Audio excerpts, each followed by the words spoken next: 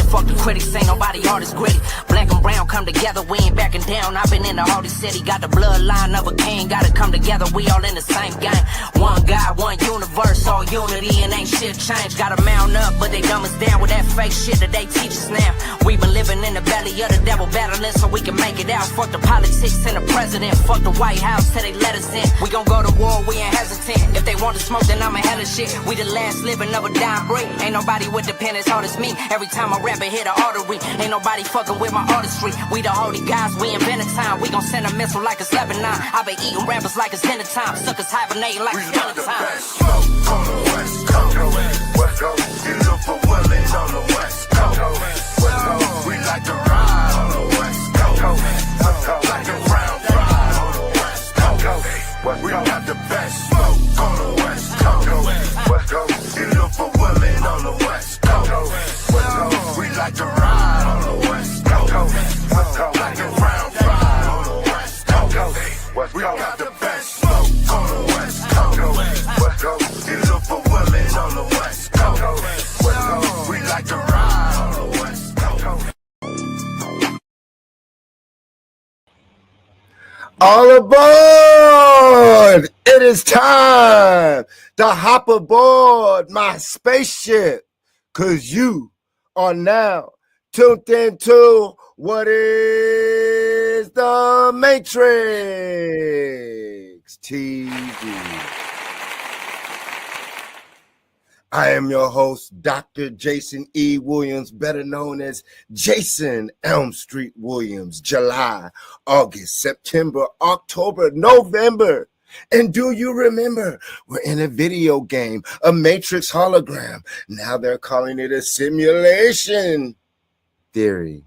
But as you know, on What is the Matrix TV, we've been saying this for over 20 plus years. I've been saying this since elementary as a child with ADHD who was forced on Ritalin, forced on biofeedback. So I've been playing video games with my brain the whole time since a kid.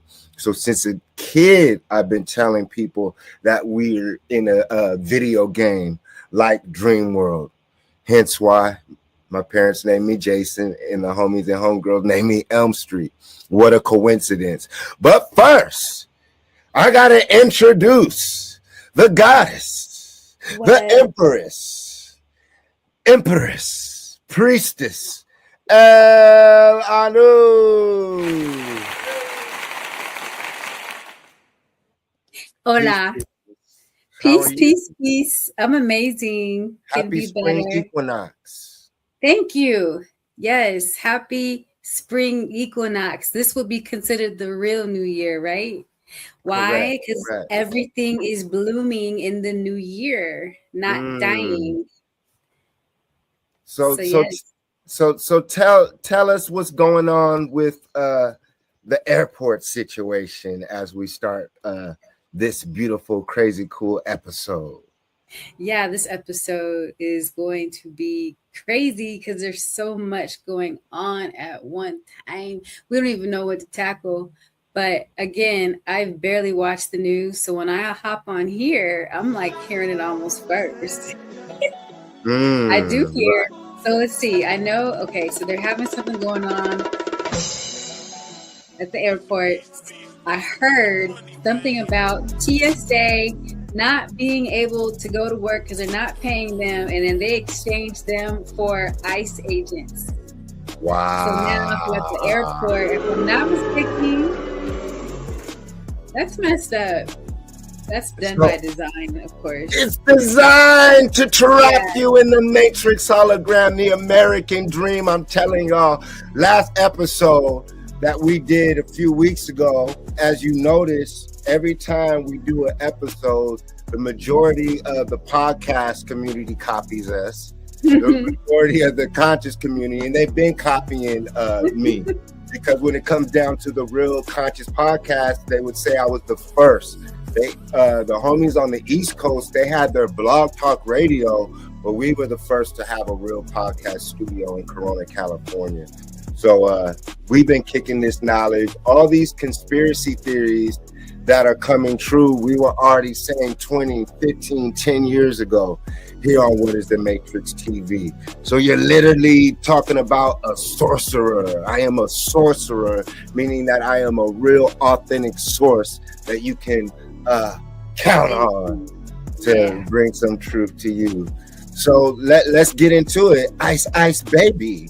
So versus TSU. Donald Trump shuts down, turns travel into reality. Survive the security line. So as we start this episode, Empress, let's share the screen for our viewers of what's going on throughout the country. So our last episode, I said that it was escape from the Matrix hologram, escape from the American dream world. I was showing you guys how this is a dream world, whether you want to call it a video game, a Matrix hologram. Our ancestors would call it a dream world. Hence why they put us on these times, days, months, holidays, and calendars. A time loop is what we explained last episode. We called it the American Dream Time Loop Prison. So also what they plan to do, we spoke of, is creating so much chaos that they would create what they would call martial law and lock down the borders, meaning if they were to create terrorist attacks with planes blowing up, attacks at the airport, they would eventually stop people coming into America and leaving America. This is why you hear Donald Trump and Elon Musk and these other dictators talking about putting a dome over America, building a wall over around America. That means that they plan to trap you in hell. Hence why the White House for the new year, spring equinox, the serpent energy, Kundalini energy on the rise, the year of the fire horse, they introduced the robot. For the first time, you saw a robot walk out like they were part of the government.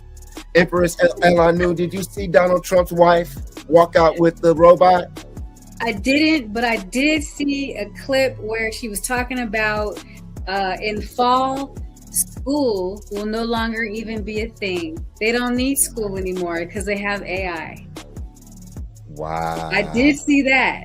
And I've been having that gut feeling for 4 years now. Like, that's why I keep my daughter homeschooled, because I'm like, eventually these schools are not going to even be a thing, or they're going to be like military camps for these kids so they can just learn how to be soldiers right now. Definitely. That's part of it. They're going to have to, they'll be playing military games like the drones.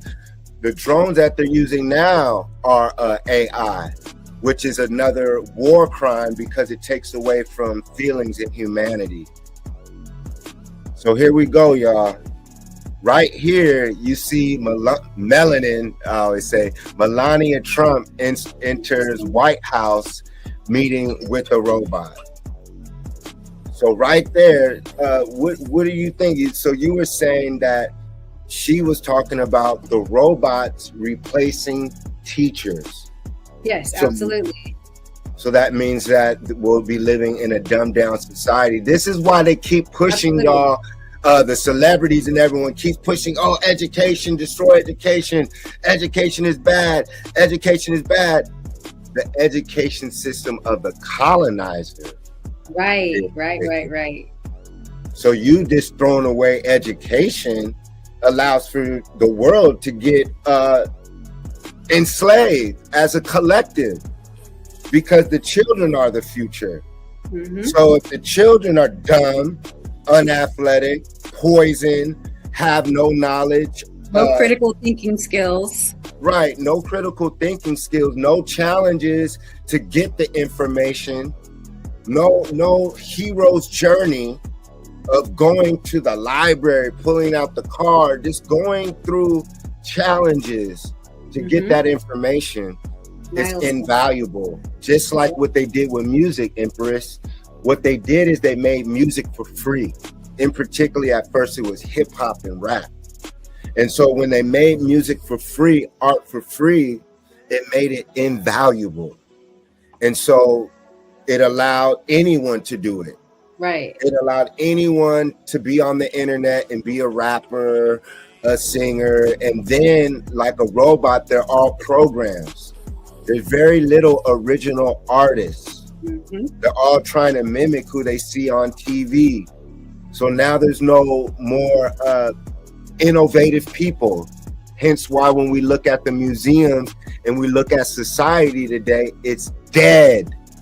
You remember when you're explaining that? Tell the viewers what you were explaining about death in society and how there's no innovation in life.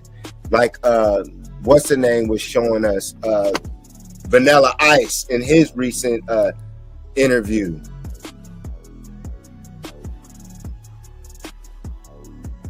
Yeah. These was the greatest, and these kids today want to come out and see what it was all about, because it was the last of the great decades. It really was. If you really think about it, it's the last. Pop culture is dead. It died right when computers came out, and a lot of people don't even know what pop culture means. Let me tell you what it means. It's where music defines the generation. So when we were in school, you could look over and you see a guy with a mohawk on and a jacket and guy liner on. You didn't have to talk to him. You knew he was listening to the Ramones and the Sex Pistols. You knew that the guy with the fat rope chain, me over there dancing on his head, spinning, that guy's listening to hip hop, Run DMC probably. Mm-hmm. You look over there and you see the long haired guy smoking pot in the smoking section. That's Motley Crue. Come on, dude. You can't define people anymore because it's all TikTok now. Nobody dresses like the fact of the music. It's where fashion meets culture, and it's gone. So there is no more. Yeah. So now everybody's still stuck in the 90s. How do you know? This shoe right here is from the 90s. It's the #1 selling shoe in the entire country and world, for that matter. No, that's bro, that's an Air Force One. Okay. You sure you're Generation X? This came out in your generation, bro. Hey, and I'll tell you another one. Air Jordan came out way back. I mean, they're all the shoes. The shell toe Adidas was 90s. They can't come up with a sneaker since the 90s. Yeah. This outsells Jordans outsell LeBron's like 1,000,000 to 1. Mm-hmm. And Jordan hadn't played basketball in 30 years. Look how many Jordans they have now out there. 5 million different color packages. Hey, 90s was the greatest, and these kids today want to come out and see what it was all about, because we sure do. It was the last of the great decades. It really was. If you really think about it, it's the last. Pop culture is dead.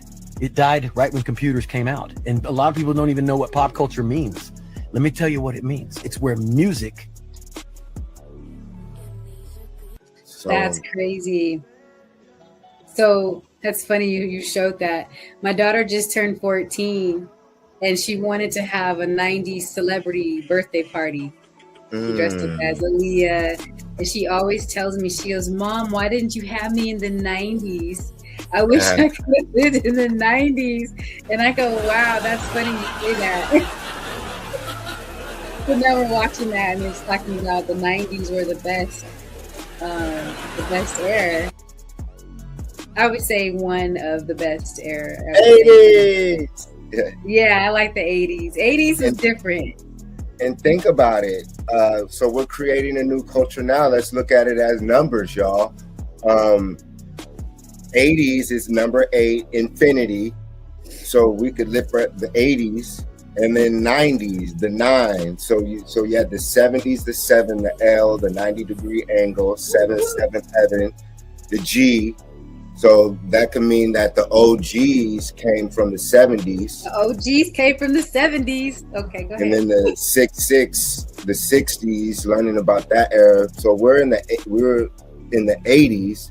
So that's infinite. And then 9 is the end. Right. 9 is completion. And then 2000, 000.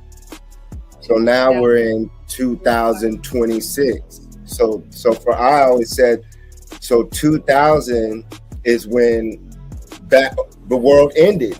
Right. It did, because pop culture is based off of a manufactured program.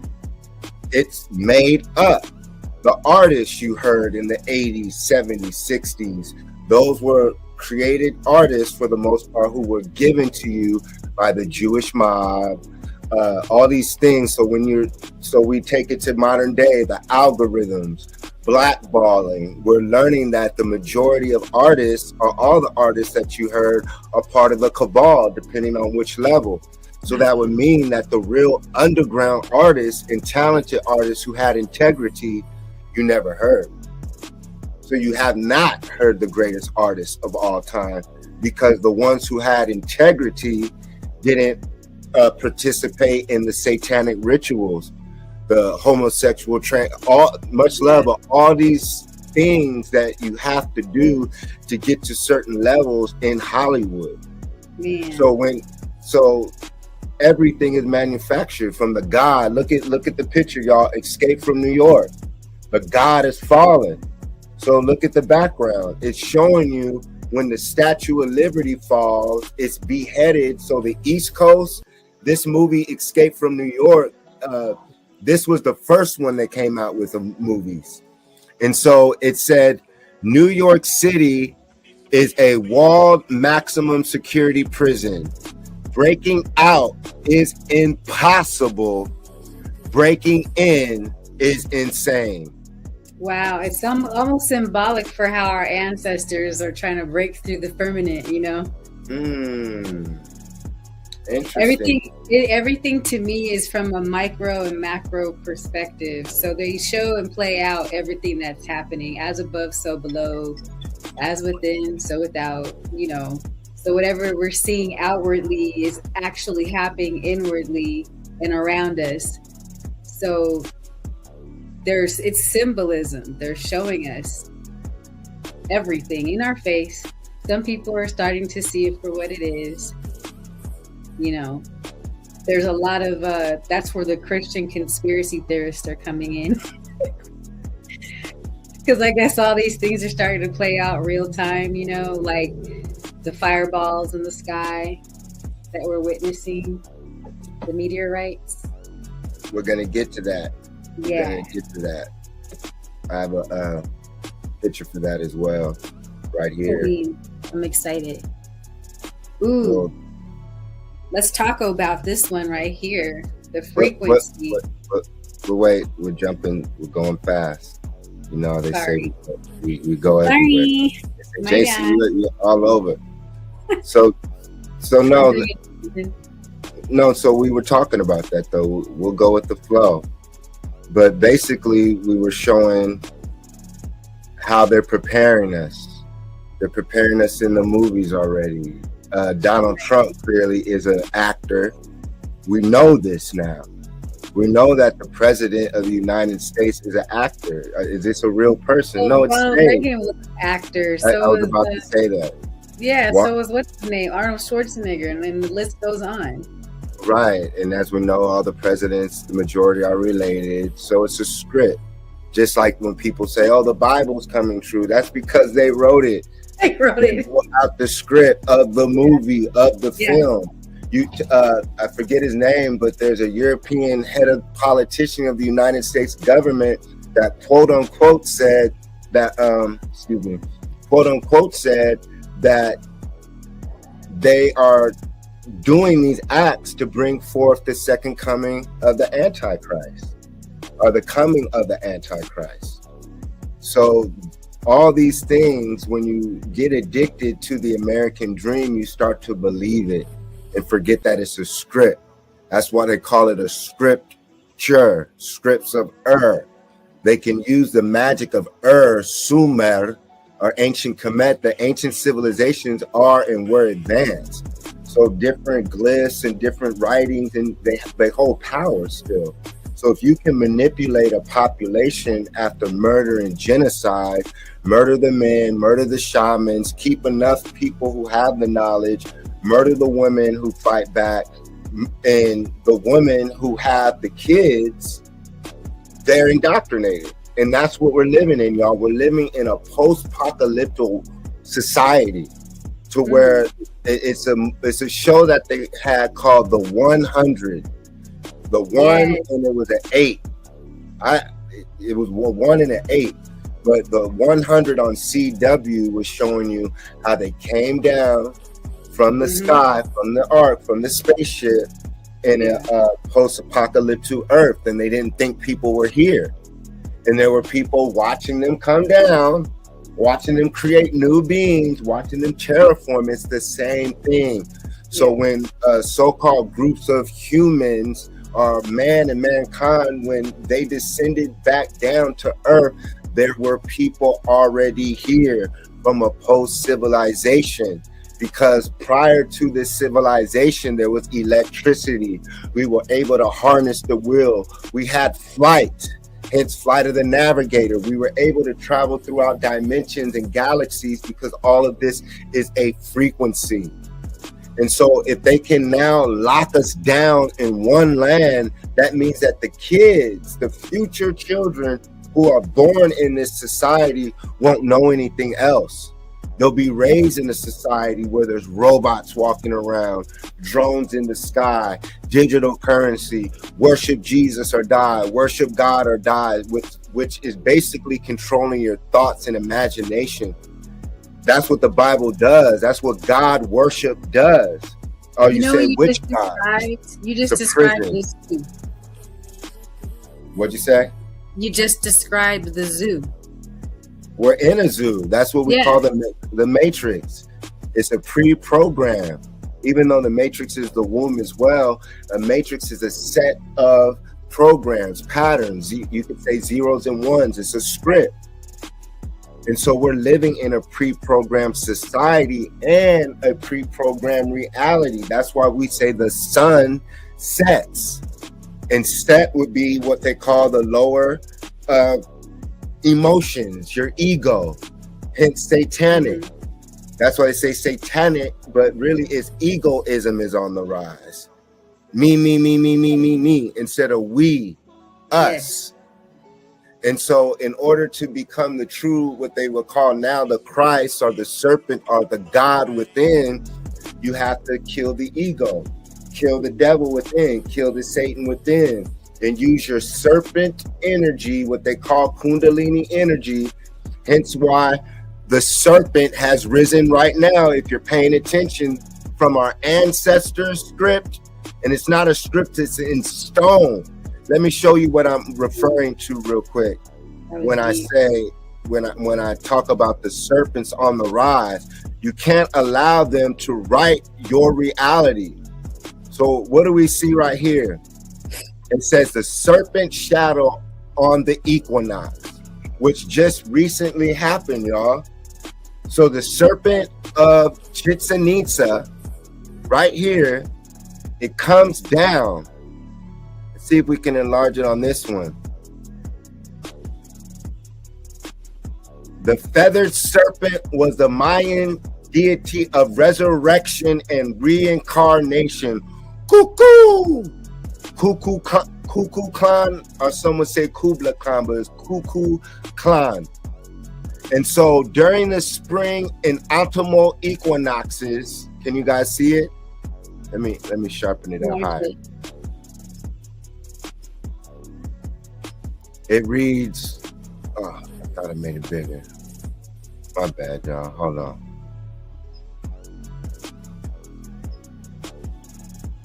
Looks big to me.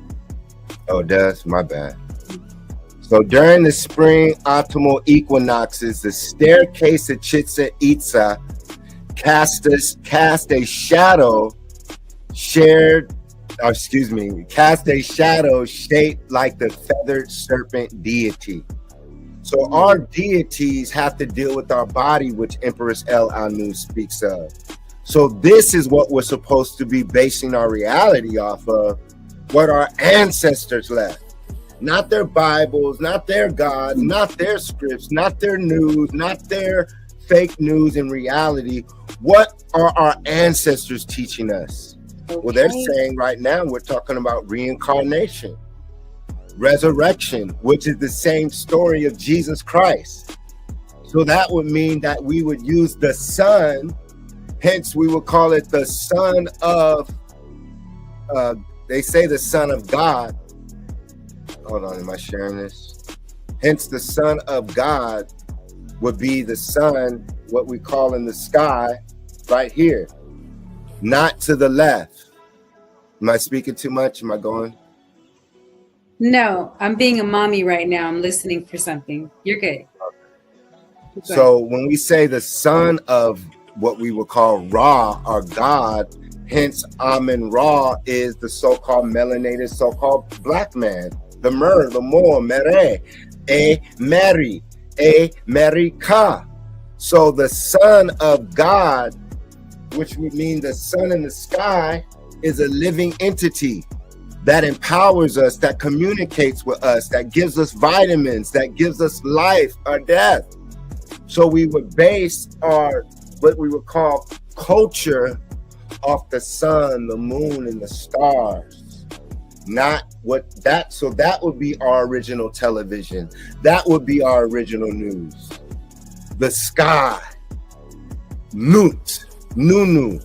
Hence why they don't want us to know and study ancient Kemet, ancient Egypt. Why? Because ancient Kemet or Egypt is an education system.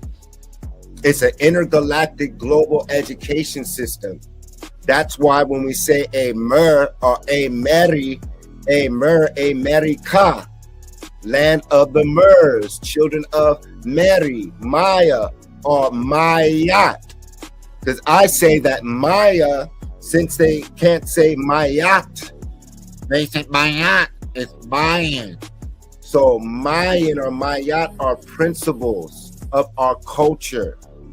And so when you base your reality off of the sun in the sky, that teaches you how to grow crops.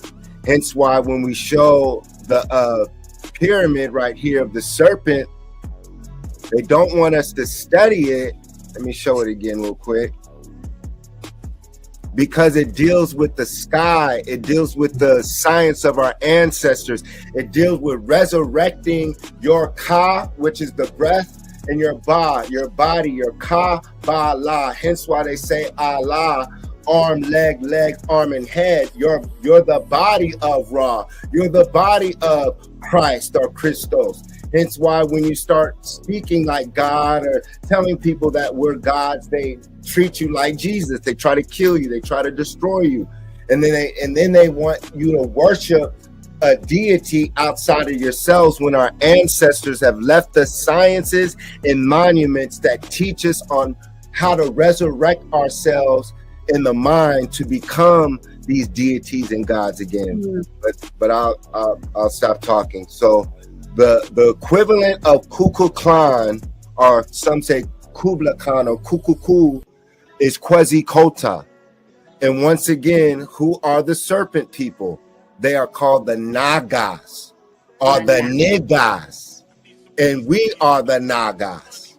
Therefore, once again, we find our culture embedded in stone in ancient America, and in ancient America is Mu, Lumeria, and Mu, and Atlantis, all different timelines of Moorish, indigenous, highly melanated people in our civilizations, reset different times. Like I say, watch the show Westworld if you want to learn about us being robots and them destroying multiple worlds and you coming back as a robot in a different avatar suit, but your consciousness never dies. So that would mean that our body, our avatar is an organic machine, and we're robots that have been programmed, but we're coming online and there's instructions embedded in the architecture that we built to remind you what time it really is. So right now, it is the new year and it is time to focus on resurrecting yourself. It's time to reincarnate and shed your skin like a serpent, like a scorpion, like a lizard, and learn to fly like an eagle, but then become a phoenix and be the phoenix rising. And so right here, this is what, to pass it on to the Empress, the priesthood of Tahuti, the priesthood of Quetzalcoatl, the feathered serpent, Heru, Horus, Jerusalem, which was transmuted to Jerusalem, which is simply Jerusalem is study and worship of the sun. We took that out of which this would be Asia, Asiatic, or America, and we brought it into what we would call Egypt. So therefore, that's what it seems like we're going to have to do, ancient priestess and those watching, is that Atlantis and the ancient civilizations of ancient America clearly had an apocalyptic event. And we were attacked by extraterrestrials, some on our team, some not. These extraterrestrial and groups of clearly Moors too, built a group of what we call mankind, which we'll call a new group of humans that clearly went to war with us, and our ancestors are returning. So they're trying to trap you in their artificial Bible and religions, which is an artificial reality to make you a slave. Meanwhile, they're about to reset this matrix hologram again. So what do? Like we did, we escaped and we left ancient America, and those who stayed got persecuted. They got hit with smallpox. They enslaved us and turned us into colored, Negroid, Black, African Americans. They converted us into modern day Christians of Jesus worship, while the rest of us left and spread our culture throughout the world. So that means it's time to leave, because they plan to lock us down, just like Escape from LA. I passed the mic. That was well said. I don't even know how I can just follow that. But the cuckoo con, when you always cop on here and you do the cuckoo, that. So check this out. When you first did it, I was like, okay, that sounds crazy. So I'm going into my house, and the nature is active lately. Like, it's extra. I'm hearing owls, I'm hearing crickets, I'm hearing frogs throughout the day. The birds are really, really active right now. So I'm walking in the door and I hear the bird, and it goes, cuckoo, cuckoo. And I was like, Jason. I thought of you, and I said, okay, we don't realize when we're walking and nature is popping off talking to us, we don't think. Or when the wind is blowing, we don't think. That's nature. That's a real live deity, a god. Our and where does the keep talking and remind them where the word nature comes from? Netter? Correct. And who are the netters, goddess? I don't know. They're what we would call the gods and goddesses of ancient Egypt, but really they're principles that are inside of you. So they're principalities, but they're also what they call the chemistry table, the periodic table. So what we will call the periodic table were broken down into ancient gods and goddesses, which are simply stories on how to master yourself so you can master your universe.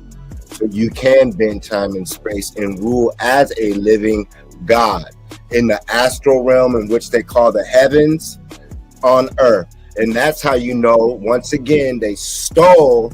The Bible is stolen when they say God on earth as it is in heaven, because that comes up out of Kemet. That comes up out of ancient Olmeca, ancient Mayan, as it is in heaven, because our ancestors rule in the heavens, and we are our ancestors. And so when we wake up, that's what they of course don't want, because this is when school begins. So the whole time we've been asleep. We haven't been going to class. We've been asleep. The alarm's been going off. We've been snooze button. Now when you wake up and you begin to, like you said, crack open and study the elements. How do the elements go together? Because sometimes some elements can't go with others. If you mix it, it makes a combustion, right? So these are the things that we need to know, but we don't. And they demonize it in school. Because I know in public school, I was great at English, horrible at math and science. Oddly, I but I come to the realization that my grandfather was a chemist. He was dope at what he did too. How am I not knowing math? How do I not know science? That's because they're purposely trying to make those topics seem extremely, intimidating. So us folks don't even want to tap in and open a book and really study physics and study the body and study the mind and realize that the stomach and the brain and your whole body is a computer. So if they can reprogram us by using, they put programs in the food that we eat.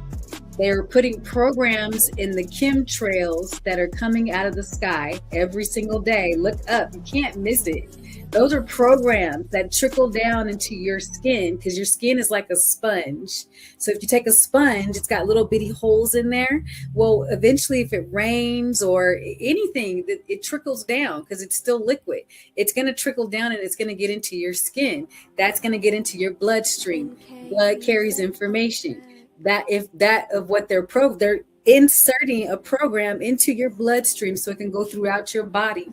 It gets to the point where this picture right here, Project Bluebeam, where you see this Jesus, is going to get to a point where they're going to make you think this is real out of fear, because fear is also a god. Fear is also a very powerful god, just so you know, and it's probably works very close with religion because they utilize it to keep you vibrating at a specific frequency so they can control you. Well, you just said it. Keep going. You said probably. No, they do use fear. They use fear because our people lack knowledge. Right. After the murder of us as indigenous people and the shamans, which are the priests, which are the teachers and professors who elect the teachers, that's why they say in ancient times the priests and priestesses ruled and selected the king. Because we, as I would say ADHD and those of us who are star seeds, are on the God frequency, or what they call the raw frequency, the extraterrestrial frequency radio channel, able to pick up that information outside of what they tell you in church. So there's only a few of us who are the priests who have a direct connection to that mothership and source, and can bring it down and deliver it to the people. That's who we are. So they use fear tactics by saying, if you do not believe in Jesus or Allah or the Quran, and you burn in hell. And you're not going to make it. Yes. And then the fear. You got to get your head chopped off. Well, they would chop your head off. They would force people. They would chop people's heads off. Burn women at the stake if they didn't believe in Jesus. Our ancestors. Go ahead.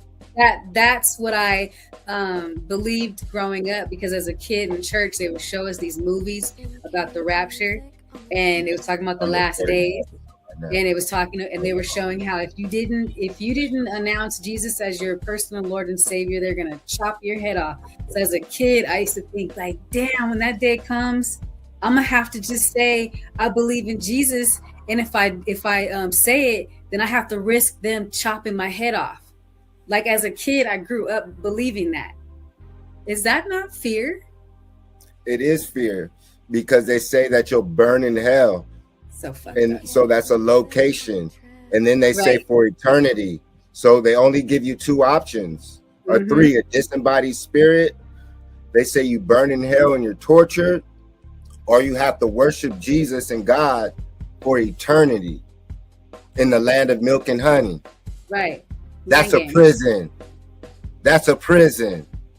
So either way, they're controlling your imagination in the afterlife.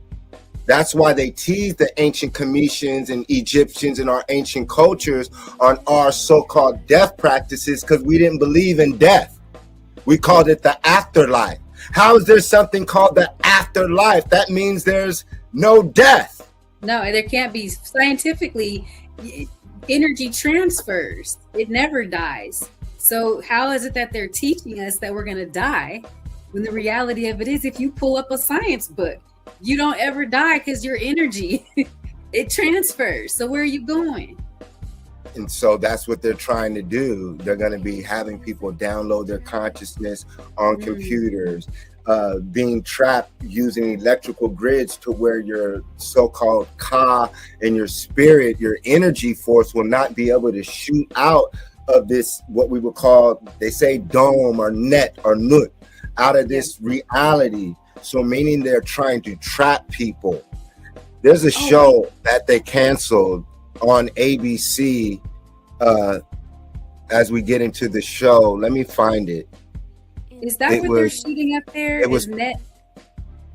Let's look it up. It was called The Whispers, y'all. It was on ABC, and the Whisper centers around an unseen force that manipulates society's most innocent / the children to act in favor of their cause. In the country center of political power, Washington, D.C., several kids have begun talking about their imaginary friend called Drill, which rhymes with krill. So everyone watching this, type in krill and type in Aleister Crowley. Type in Aleister Crowley, the alien krill.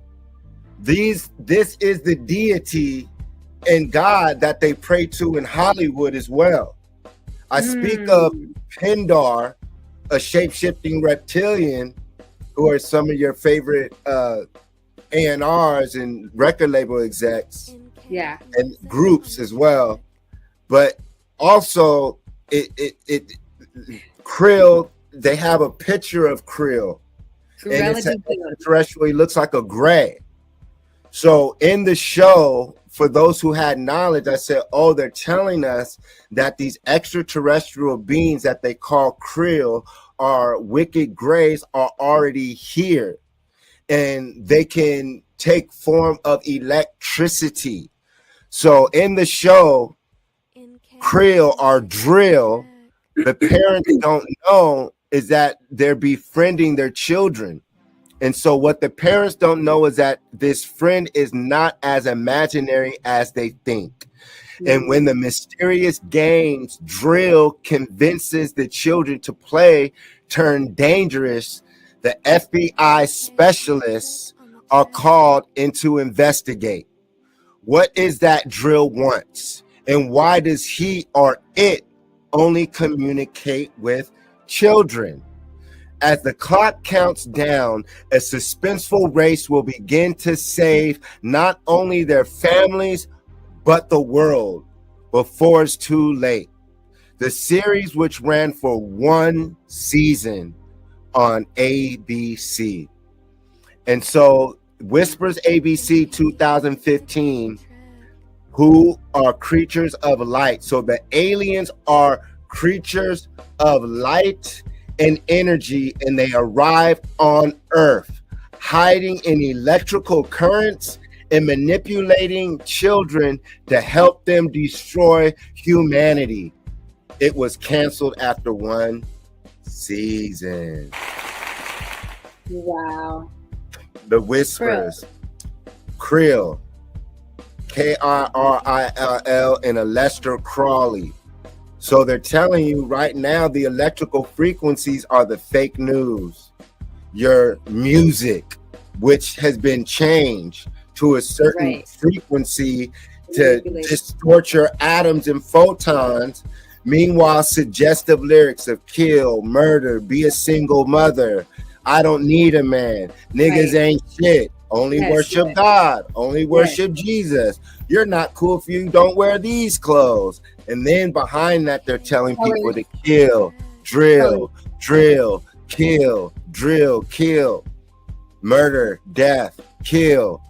And so now we're going to have a society of the 5G, 6G towers, along with the radio, movies, people on drugs, all in this land, which is the United States of America, which is a mind state. It's a corporation mind program. So it's the American dream is freedom. Us as MERS, that's our culture. A Mary, A More, Raka, More, Mary, Maya. We are the Mayans. We are the MERS. We are the children of Mary. Hence, even in their Bible, who is the son of Mary? Yah, Shah, Yahshua, Jesus, which is you. You are the son of Maya. You are the Mason. You are the original Mason, Mayat, son of Mayat. And that's why I always say Mason rhymes with Jason. Freemason is the study in the science on how I correlate it for my dream, is that it's saying that Jason, you have been here before. You're one of the programmers. You're Ra, you're Haru, you're Horus, you're Jason in the Argonauts. When you free yourself, Jason, when enough help, clearly we need help, a team.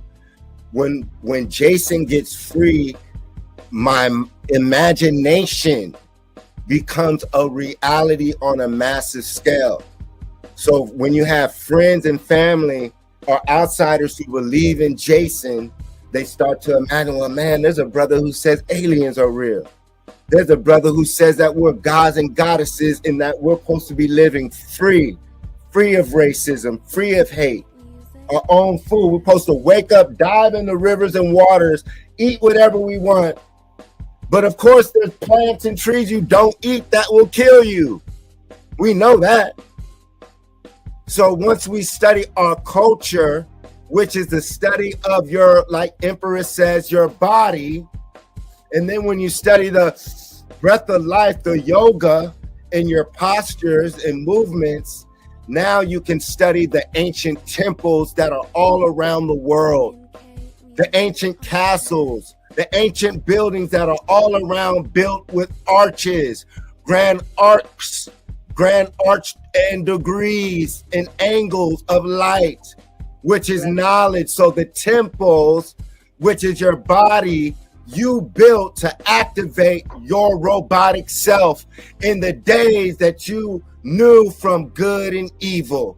So you going to the enemy's class, that's preparing you for war. So now that you're becoming online again, not being a robot, but you're becoming conscious, self-aware, spiritually enlightened, creating from the darkness, creating your own light, a Jedi, your Osiris pillar, your spine, standing up straight, resurrecting your spine, resurrecting yourself, killing Satan, which is Set in ancient Kemet.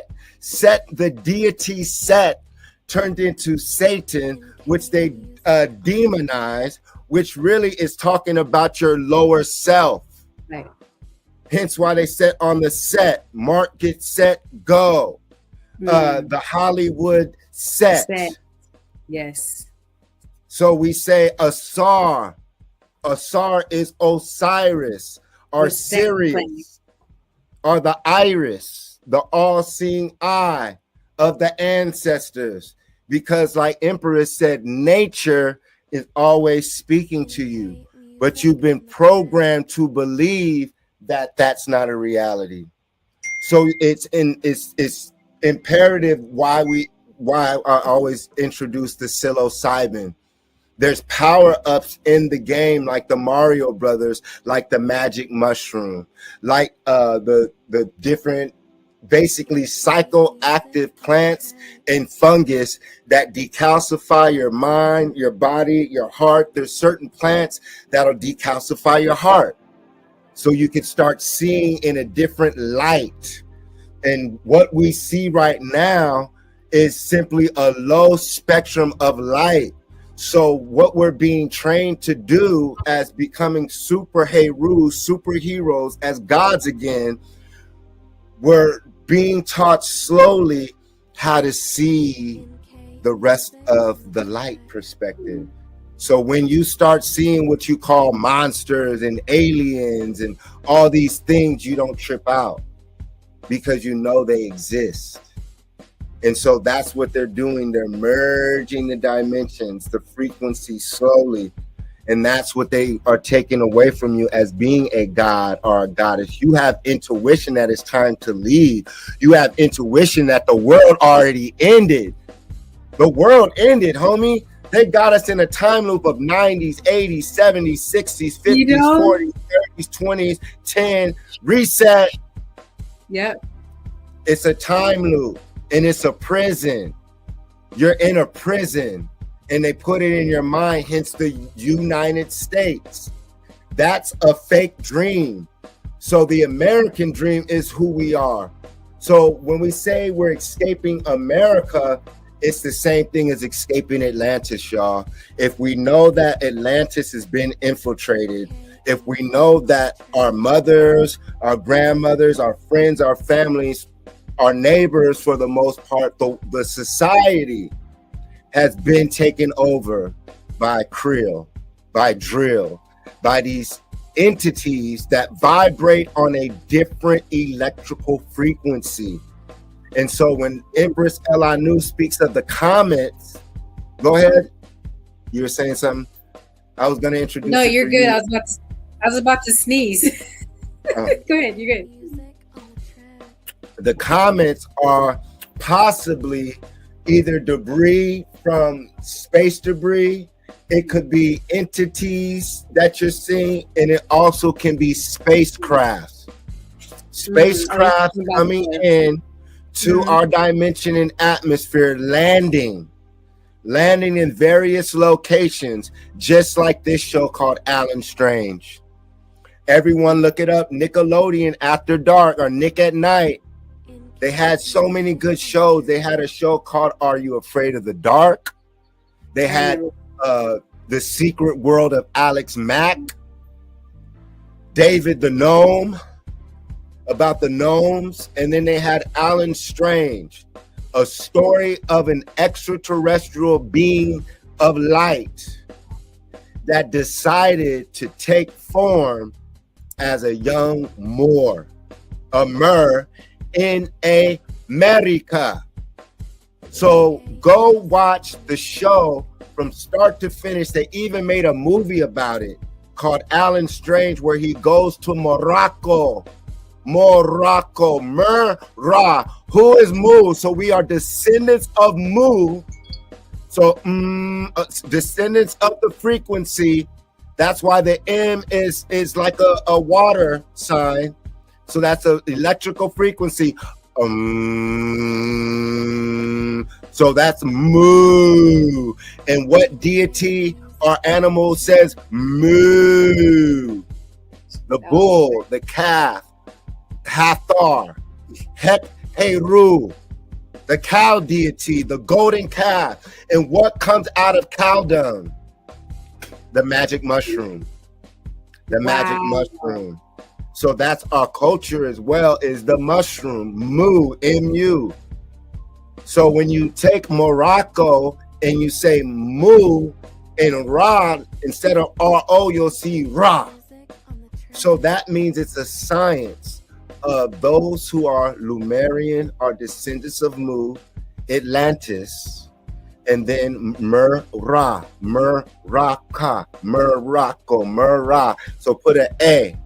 And this sounds like mirage. So Morica, Moraca, Morocco. This is Morocco. It's just another mispronunciation because the European cannot pronunciate our words.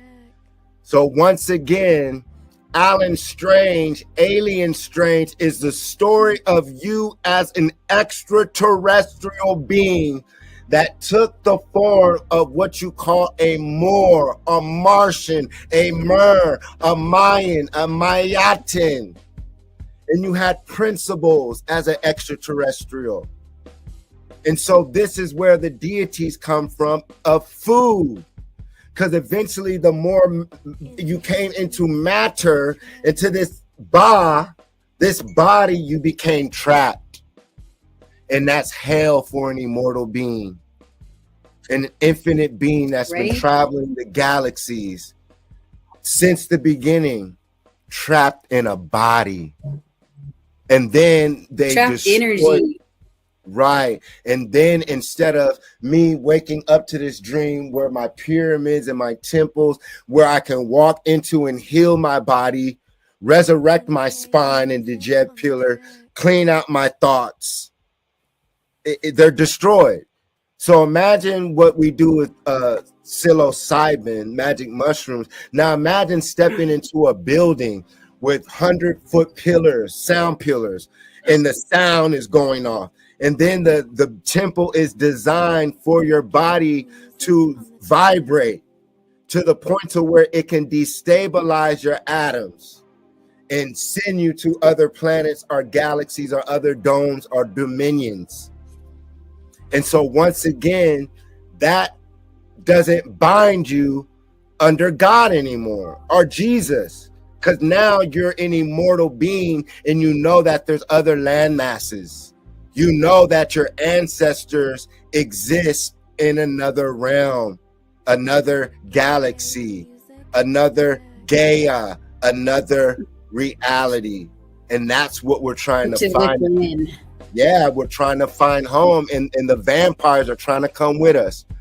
That's why you hear Alien Musk talk about Mars. You were asking about the Neuralink. When they destroy the libraries again and do the shutdown of the internet, the only people who know stuff are those connected to the internet, especially when you learn about why they're blocking out the sun with the chemtrails. Because we're the ones who get knowledge from the sun naturally. So if they can trap us here, they can vampire off of us and use us. Hence why you see ignorant black people, which are Moors, which they call niggers, ignorant, asleep. And that's how they rule the world, is based off of the gods asleep, the mentally dead. So what do? It's time to escape. Because what did they do? What did they do to Jesus in their story? They killed him. What do they do to all of their prophets? They crucified him. They kill him. Slow, painful death. So if you're a god of your town and city, you got to be careful, because historically they Oh my murdered. God, it scared me. Oh, it scared you. We It got scared brother. me even. I didn't see it. Yeah. No, I just turned over and saw someone. I was like, "What's that?" Welcome. How y'all doing? Doing great, brother. We got brother Judah Lion in the building, Thank y'all for having me, man. and he goes by tell me your new name. It is the fuck is juice. I like it. All expletives included, but yes, it's my artist name as a digital creative. I love it, brother. And I met this brother when I had transferred from Colorado State University, and I had transferred to Cal State San Marcos, San Diego County, not too far from Oceanside Beach. And this brother you were stationed at Camp Pendleton, correct? Correct. I was in the Army as a food inspector there.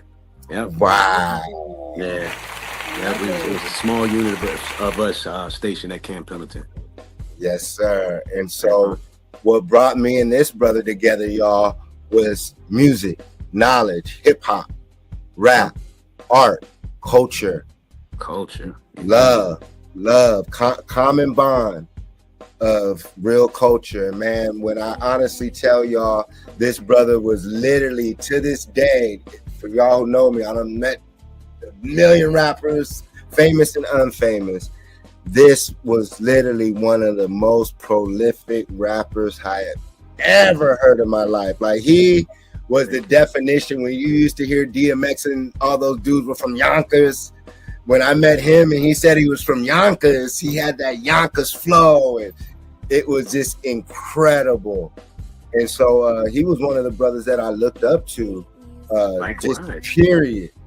And we went on our journey. But yeah, my brother, I was going to college. He was in the military.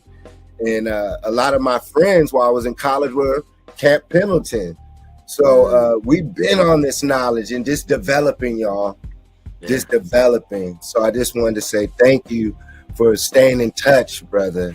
Likewise. I definitely appreciate your growth, man. The same thing, starting from the origins of meeting in San Marcos Mall with Coop and and Will, and then from there, seeing you perform at House of Blues and stuff like that, man. Just watching your growth, brother. I've always, been, like I said earlier, in support of, what you got going on, man. You have a big story, bro. So no, indeed, man, and a good soul. Most definite, man. Oh, I love you, brother. I appreciate that. So yeah, if you've been able to catch up, But basically, we were talking about escape the United States, escape America, how all these events are leading up to them trapping us in hell, which they call the United States, them blocking out the sun, them trying to put a dome over here, them saying they're going to create a border around the United States. So when we see this mass hysteria of the TSA, there hasn't been no planes blowing up and shit yet, but it's an example of when people are going to try to get the F out of this country, what it's going to look like. Yeah. And so basically I'm saying that through movies, they've been planning this. I was showing pictures of the movie Escape from New York. I don't know if you saw that back in the day. Yeah, with Kurt Russell, I want to say it was. Yeah. And we broke that down. And so right now we're on Alan Strange, on how basically we vibrate on different frequencies, and how extraterrestrials, whether they be good, bad, or indifferent, or our ancestors, vibrate on a different frequency of light spectrum. So right now, as our Djed pillar, our spine, our consciousness activates in our Merkaba, we are becoming online, and I compared it to a robot. Our temple, our body, basically us being organic robots who have been programmed a lie in a fictitious world, but now we're becoming online. And the sun speaks to us, but mainly also the pyramids, the temples, the castles, all these ancient structures around the world were devices that when we would step into, when these buildings were activated, it would acclimate our bodies and heal our bodies and put high level information into our body, which I call the Merkaba. So before you tapped in, I was saying that this is Morocco, and we use Mer, us as Mer, Mary, Moors, Martians, Mars. So Merka, Ka being the breath, Ba, Merkaba. So right now that means that our body is a spacesuit, a spaceship. And that would be one of the reasons why they don't want us to understand the serpent, which we call the Kundalini energy, to activate our mind, which is like an antenna to have direct access to, which I would say the source, or the motherboard, or mother chip, or what today we call Ra, or God, therefore empowering ourselves as a Heru, a superhero.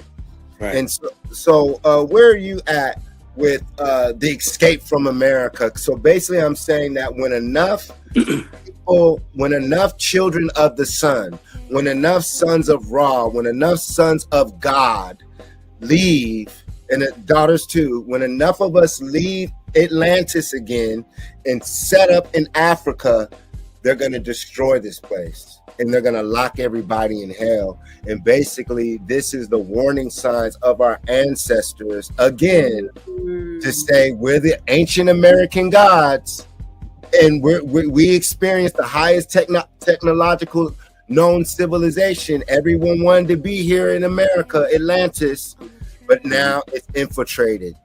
It's over. The society's been destroyed. So what did we do in ancient times, which we will call the Temple of Tahuti, or the priesthood of Kublai Khan, Quetzalcoatl, or Thoth? Thought we left, and we created Kemet, Egypt. So all we have to do now is gather the greatest American gods and goddesses, and with the highest minds, we get up out of here, and we rebuild Kemet, or Jerusalem, which is they call Jerusalem, which is an education system that can be anywhere. So you can set up sun worship, the Son of God, worshiping or praising or admiring the sun anywhere. And that can teach us how to grow crops, how to create technology, empower ourselves, and we could live free. So where do you see things going right now in the Matrix program? I know that was a lot. No. You're good. I mean, I'm gonna try to catch on to what I could catch on as far as what you were stating. Firstly, I mean, as far as my belief and things go, this is Turtle Island. This is what they say, ancient Pangea. This is a place that people of our color have always been. I do believe there's a point in history where we've been hijacked, so to speak, and to a degree to where we want to go elsewhere. Like it's pretty much cantankerous, if you will, at this point. But I don't know no other place to go, so that's a big thing that I have personally. As far as where would I go to resettle. I know there are parts in Africa, but I lived in Italy for some years, and I had a whole discourse with people in Italy of why Americans wanted to be from Africa when they had the Americas, and it was an education moment for me. Because up until that point, all I ever thought was we were from Africa. That was all I could understand because that's all I was educated on. But like I said, getting older and kind of just being in different rooms, if you will, you start to understand that it's a bigger story to be told. First and foremost. But I would say, as far as us leaving, I would do more to kind of get rid of the things that's causing the problem than to run away from it. But I do also believe to each his own, and if someone is in that mindset to where they got to go, then go. I mean, for me and my children, we've already explored those ideas about moving to different places, like in South America. But everybody has their modes of peril. Every country has their own shit, if you will, excuse me, French. So I gotta ask this question, and I love it. I'm so happy you came, and I want you to come more. I've been feeling lately, because I agree, because when I was in Africa, I was gonna stay there. Yeah. And then the spirit was finally like, nah, homie, you gotta go back. You can't stay here and change the world. You gotta at least go back again to try to save your people and let them know. Right. But then I got more into our heritage here. But it's like, okay, there's the homestead, there's us having our own land in America off the grid, but our people, the so-called Black Americans or African Americans, are they mentally equipped to create their own cities as a collective, getting along? Like, is that a pipe dream for Black Americans to get along? And then will there be so many racist white mobs, Mexican mobs, Asian racist military in the United States that aren't necessarily trying to kill you, but are trying to kill white people? Because you got to think, from what I see, is that the only reason that the United States hasn't been bombed, I'm just going to say what I see. They're going to bomb this place when enough so-called Black Americans leave. The only reason they have not blown this motherfucker up, when you look at, much love to my Arab and Middle Eastern brothers, but if you think for one moment that the people that you see at who are the Arabs who own gas stations, homie, the tobacco shops, the liquor stores, when you see these new Asians, especially in Southern California, all of a sudden these Asians, and then every week on the news, they're telling you that they find these Chinese terrorists. They tell you every week that they're finding Chinese terrorists with anthrax, all these bombs, but they don't make a big deal about it because the terrorists are here. So that's why I'm saying I feel that now that the American Indian, Black Indian movement, although in truth from the scholarly standpoint, has been a psyop. Because 10 years ago, everyone was like, we're going back to Africa. Now people are like, nah, once again, I ain't from Africa. Homie, you're from the planet. Exactly. You're from the planet. Whole world was Africa, in my opinion. The whole world. There you go. So there you go. Anyway, you look in any corner of this, this plane that we exist on, you look, man, there's always a merit of us. Like I said, I lived in Italy, man, and that's where I learned about the Black Madonna, how Russians revere the Black woman, and to such a degree.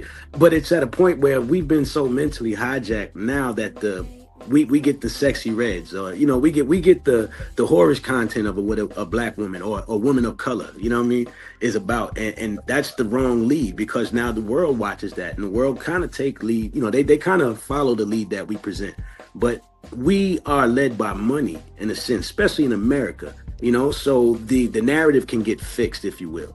You know what I'm saying? Like they can tailor how they want us to look and how they project us to be looked at across the world through media, you know. You know, they show us as hyper gangsters, hypersexual, not handling our matters, super emotional to the point we had no logic to progress. Like it's a lot of little stuff that they put out for us, you know. But how can that heal though, brother?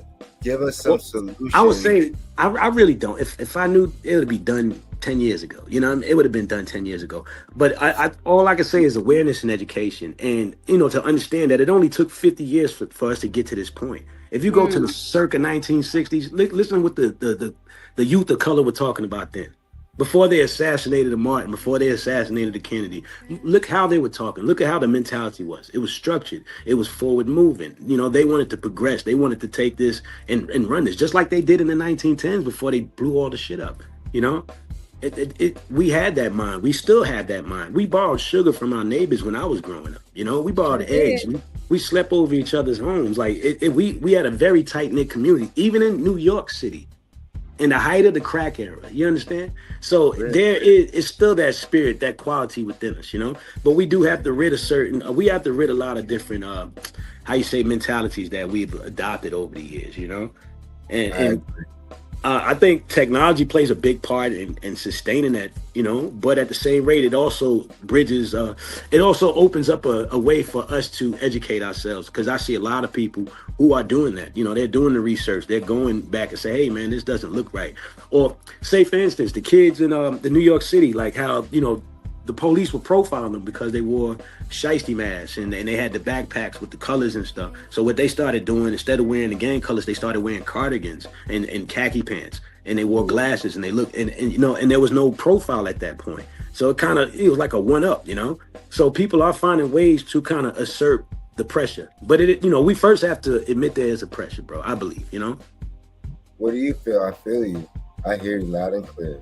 We have to really, you know, I guess, what do you think, succumb to the fact, huh? That's an Empress, what she felt about Brother Judah. I always say I gotta get used to calling you the fuck Juice. Just call me Juice, man. You can call me Judah, bro. You know me, gang. You know me. Juice. Yeah. Too much. The fuck's the I'm Empress. What is it? Lana's Elixir, and you're the fuck's the juice. So we're all about the juice. Nice to meet you. You too. Nice to meet you. Juice. Kind of like piggybacking on both of you are saying, you know me, I'm all about fixing self. So Right. what we perceive outwardly is what's going on inwardly. So we have to consistently work on self, and then that's the only solution. If everyone takes that solution that I'm presenting right now, can you imagine how the world would look? Having integrity, doing what's right when no one's looking, things like that, making sure that you're doing your part when it comes to distributing healthier food so that we're getting the nutrition that the body needs in order to function so that we can think properly, because this is all like you said, these are programs. So someone's over there and they're using mind control. We can overcome that mind control if we learn to study self, knowledge of self. This is a school. Lifelong learning. It's lifelong learning. You should say never what you said, Juice. No, I said self-accountability. You know, that's the biggest person is owning your part in this whole big mess, you know, and seeking to desire change, you know, like you really have to want that. And I know they have the term nowadays like NPCs and such, you know. There are some people who are totally unhinged, but you know, there are ways for that as well. You know, vaccines have done a good part of that. The static medicine and fast foods have done a good part of that. You know, of disengaging people from anything that ain't linear, you know. If it ain't dealing with them having a sexual reaction or a chemical reaction from eating something or seeing something fall and laughing and endorphin release, they're not concerned. You know, everything is outside of themselves. So it's almost a self-interest, but it's negative in a sense. You know, it's not the whole of the situation, if you will. I like self-accountability because I didn't want to cut you off, Empress. That's what you bark on a lot, Empress. Can you expand on what Brother Juice is saying with self-accountability on escaping the matrix, or those who want to stay and feel that it can change? So basically, let's do both tonight. For those who want to escape, like Brother Juice was saying, and those who want to fight for the freedom here. you speak of healing, Empress, but you always say self-accountability. Both of you said that. Can you go into that before we move forward? Self accountability. I mean, I'm still here. in psychology, we call that it's because I'm on alive and it just slipped my mind. Cognitive therapy, where you're becoming aware of what you do. So, you know, when I was younger, I mean, I had like 10 or 20 years of chaos. And everybody was like, girl, drama just follows you. Everywhere you go, you're just full of drama. And I'm like, I'm not. I'm really a peaceful person, but I feel like people keep doing things to me, right? And they're like, you're attracting that energy. Yeah. And I'm like, how am I attracting it, right? So I went on this journey of self, trying to figure out, all right, should I treat people differently? Maybe it's the way I'm treating people. And you start going through different, you start practicing things and doing things different to see what works, what doesn't work. But accountability is just basically, instead of blaming other people for how you're getting treated, asking yourself, what am I doing to contribute to what I'm getting from this? Perfect example. Real story. I was in a relationship. Dude was beating my ass for 10 years. Couldn't figure out why. I was the best girlfriend ever. On the phone, talking to my girlfriend. I don't understand why he's doing this to me. I'm so good to this man, right? And then one day it was like something hit me side the head and it said, why do you keep putting up with it? Yeah. Self-accountability. Right on. So the harsh reality is I had to say, well, dumbass, why do you keep staying? Right? You gotta come up with, and I don't mean to call anyone who's going through domestic violence a dumbass, because that's another form of mind control that us women have to come out of. But getting the strength to be able to leave a situation that isn't serving me well, I have to come to the realization that I allow myself to be in a position to get my ass beat, and I didn't deserve that. So if I know I'm worth more, why stay in a position that I know I'm being abused? Man, leave. That is real. And then watch the company you keep, because a lot of people I was around just wanted to hear about the drama. So now you got to get rid of the people that are interested in not your well-being and your health, but just want to hear about your drama. That comes from self-accountability. So I asked the question then, can we escape that? Has the system overrode people's minds in this country, and the minds who want to think like the so-called United States American? Can that be changed in this society? Do we have that enough power to change that? And that's what I'm saying when you're speaking of self-accountability. But with self-accountability, excuse me, I wrote, those who deserve to ascend and lead versus those who keep returning to the American dream. It's like, if I keep coming back to this shit, knowing that one day there's gonna be terrorist attacks, they're gonna poison the fucking waters, they're gonna close the borders, they're gonna shut down air travel in and out this country. They already said that the food is fake, so the future means that depending on your wealth will be depending if you're getting rotten food, old food, poison food, fresh food. They already have drones, so the people who say they're going to be doing homestead and off the grid, nigga, please, they have drones, so they're going to just let you and your homie. It's going to shit, man. Yeah, and so that's why Demolition Man was showing people in the sewer. Yeah, I was thinking that as you were speaking. Go ahead, though. So they had that already in place, hence why the underground tunnels were where they were trafficking the kids, because the whole United States and the land is underground. For one, you got to remember a lot of the dirt, when the land got blown up, boom, the dirt clouds went up and mud floods. So a lot of cities are still buried under the mud and dirt. So that's why I say when you go to these downtowns, there's always the basement, there's the museum basements, there's basements all throughout your cities, because there's buried cities still and that they can smell it. Yeah. And so they already know these things because it happens all the time. So for me, after coming back from Africa again and seeing the same bullshit, dog, so I came back. I went in 06 and then in 09. Like I said, I went to Egypt when they killed Michael Jackson. I met Joe Jackson, then Michael DeBarge of Sony Premier Entertainment. You know, that was my manager, Whoopty Whoop, at the time. And I flew to Egypt, and then I came back and stayed with DeBarge in New York, and that's how I met Red and Blue Pill. Not through Sony Records and DeBarge. I had left them. That's when I got in trouble. I went to Harlem against my orders, and yeah, that's another story. But basically, if I hadn't have met Red and Blue Pill and Sonetta and them, I would have ended up signing to Sony. And who knows? I'm thankful, because you see the outcome of those in the industry. And one day you and I have to do an episode on your experience with blood sacrificing, goats' heads getting slit.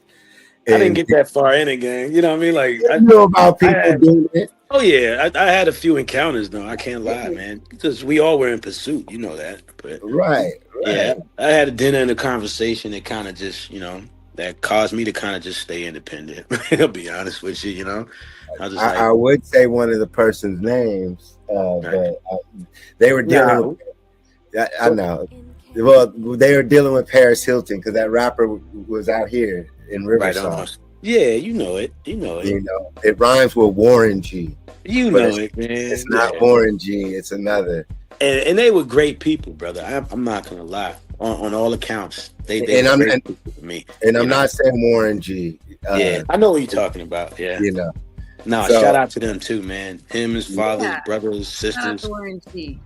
No, I don't. It's not Warren G. who we're speaking of. It's just I don't want to say the brother's name. Right. No disrespect. No disrespect. He was nice to me when I met him. No, they're great people, man. A lot of different. I had a lot of experience with them. I must say, I met them through one of my not my first sergeant, but my first line supervisors. He was a sergeant that knew them growing up, and he was also a Haitian guy, so he had put me in kind of line with them. Like, and I said, man, I spent a few months kind of, getting to know them getting to know me, and they were great people to me. And that's all, so I really can't say nothing bad out of it, Right. Shout out to them people. But would you agree that, because this brother is that talented to where I know that he's been around those people and seen things like a lot. You guys watching this show, you guys hear these Epstein stories, these conspiracy stories that really stem a lot from either the top level educators that come up out of college or the music industry. And it stems from artists who were talented enough to be there during the time where you had to be talented. So most people on the internet never were there. Right. They're hearing it secondhand. They were not in Hollywood. They were not performing at the House of fucking Blues. Excuse my language. They weren't performing at the House of Blues in their 20s, bro. Right. That's only a small group of us underground artists who got to that level and got around those people in situations where we talk about blood sacrifice in a good way, where or some would use it as bad, because as we go into the cabal with Epstein, when we talk about them performing blood sacrifice rituals of human beings and child trafficking, and then in ancient times, and then we could say Africa, then using animal divination. They say sacrifice, but animal divination for certain favors. So in Haitian cultures, in Yoruba, and different Santeria, they use blood sacrificing rituals to communicate with certain entities. And so that's part of certain cultures.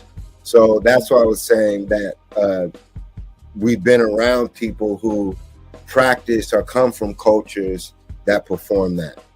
That's safe to say too, with you, without going too deeper than you might want to.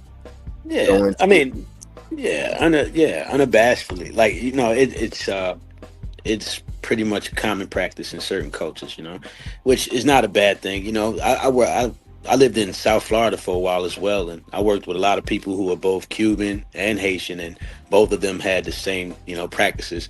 And what I understood about how they talked to about it was pretty much it's what's in you. It's what your intents are with whatever they're using. So if it's to negate, then that's what'll come of it. If it's to progress, then that's what'll come of it. Like, well, the good stuff or the bad stuff is how they used to call it. So I know it's a real practice. I'm not a practitioner of it, but what I'm saying, I do know, just in the company that I've kept in the past, that these are which is it's not a bad thing. It's you have a right to do that, I guess, if you will. I mean, to a degree, like I said, there are things that are malicious in intent, that have a negative undertone, if you will. They have some people are there to do bad stuff, if you will. Right. And they have those who are there that's fighting against that, and it's all about balance, I guess, at that point. I don't know. Like I said, I'm not a practitioner of it. It's just my observation. So, right. So, like, even and people think we get deep when we talk about these things. These, at least for these are things that I experienced, to where I knew that if I signed or dealt with these people who were really in the industry, or you thought had the wealth and were the connects, I knew that they were doing blood. I knew what they were doing. You could, and so whether it was animal sacrifices or then, well, I definitely saw shapeshifters while I was in Hollywood, and at the time I thought it was cool. When I was a kid, LaFace Records came to attempt to sign me. So I was getting all Usher stuff, Tony Braxton, artists who before they were famous, I was getting their CDs when they were recruiting me, and they came to our house, and my mom, and then they were like, oh, we want to talk to him alone. And so we went by my room, and was my first experience of seeing that they shipped into reptiles, and and lady talking about how I look delicious and how she could eat me. And it freaked me out because I used to watch a movie called Witches as a kid, and they would take off their thing, the boys would turn into mouses, and I was like, oh. So I didn't sign to LaFace Records as a kid, and so my voice ended up getting deeper and it changed, but I could tear a house down. So long story short, back in the day, y'all, we had to win talent shows. It's not like you could just go on YouTube now and blow up. You had to go through a process. And so the further I went in, I saw that Black people weren't running shit. So I used to think that Black people ran the industry. So when I'm at the BET Awards, in the American Music Awards, all these different award shows, eventually I learned that hip hop was one category. In a small category, and there were so many other categories. So basically, long story short, is they would let me into more non-Black parties, I would say, being handsome, coming from a certain family, educated, and having knowledge, and they would separate you from the regular Black people. And then you started seeing that they would separate themselves from what you thought were white people, regular white people. So now you're on the level of dealing with people from a different culture who practice different things. That'd be like social casting, yeah? Right. And so the higher I became, I started seeing more demonic stuff. I started seeing the transvestite stuff there. I started seeing how they could trick you to where you think it's a girl, and all it takes is one slip up. And then they say, oh, he doesn't know. And then they say you're drinking, and now you're at a Hollywood party. You're used to tripping out. You think it's fun. They're spiking the drink with the shit that they're showing with the Diddy stuff, with other shit outside of mushrooms or something. And so now your blood is thinner, and now you're more susceptible to lower force entities.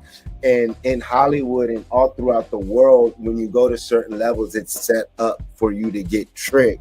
And then they got something on you, and now you either continue with the program and go further, and so it's. And a question about that: what is the program? Like that is a. And it's okay. And so basically, you start being taken underneath the record labels. You get taken to the mansions, and this is when it's either you have memories of seeing shit, memories of like they show you with the cauldron or with the hoodies. You're being initiated. You're being taken into realms that the average citizen wouldn't even think exists. And the only way I could describe these realms is if you've done psychedelics and stuff. So when you go to sleep at these mansions, I'm beginning to think that's when they're taking you. Because for me, I think that they put this whole society to sleep. Watch the movie Dark City. It's about how beings under the ground control time and how they actually go to sleep. Yeah, and they change it. I think that's what happens, because there's just things that I know and remember still that how the fuck do I know that? Right. Yeah. It's because there were things happening to us who were in the industry. And I hear a lot of record executives now say, oh, you weren't in the industry if you didn't sign and you weren't this. It's like, nah, homie, if you were raised in Southern California and you were raised around that shit, if you're at all the events, it's pretty much where it is. It's the epicenter, it's like, That's bro, Hollywood. Yeah, I'm pulling up at the Grammy Awards. I'm backstage in my tour van. None of the signed artists, none of my favorite celebrities and favorite rappers ever. The only one was J-Rock who had one, but I'm backstage with my tour van, y'all. You could ask Judah. I'm performing at the House of Blues unsigned. Indeed. The level of access that I got to see, most human beings will never experience it. So when I hear all these conspiracy theories on these conspiracy channels, especially when it comes to industry stuff, and it's not from dudes who were raised out here, it's like, yo, homie, how do you guys talk this shit and not mention my name? When everyone knows that when it comes to Southern California, there was nobody saying that we were in a Matrix hologram 10 years ago, bro.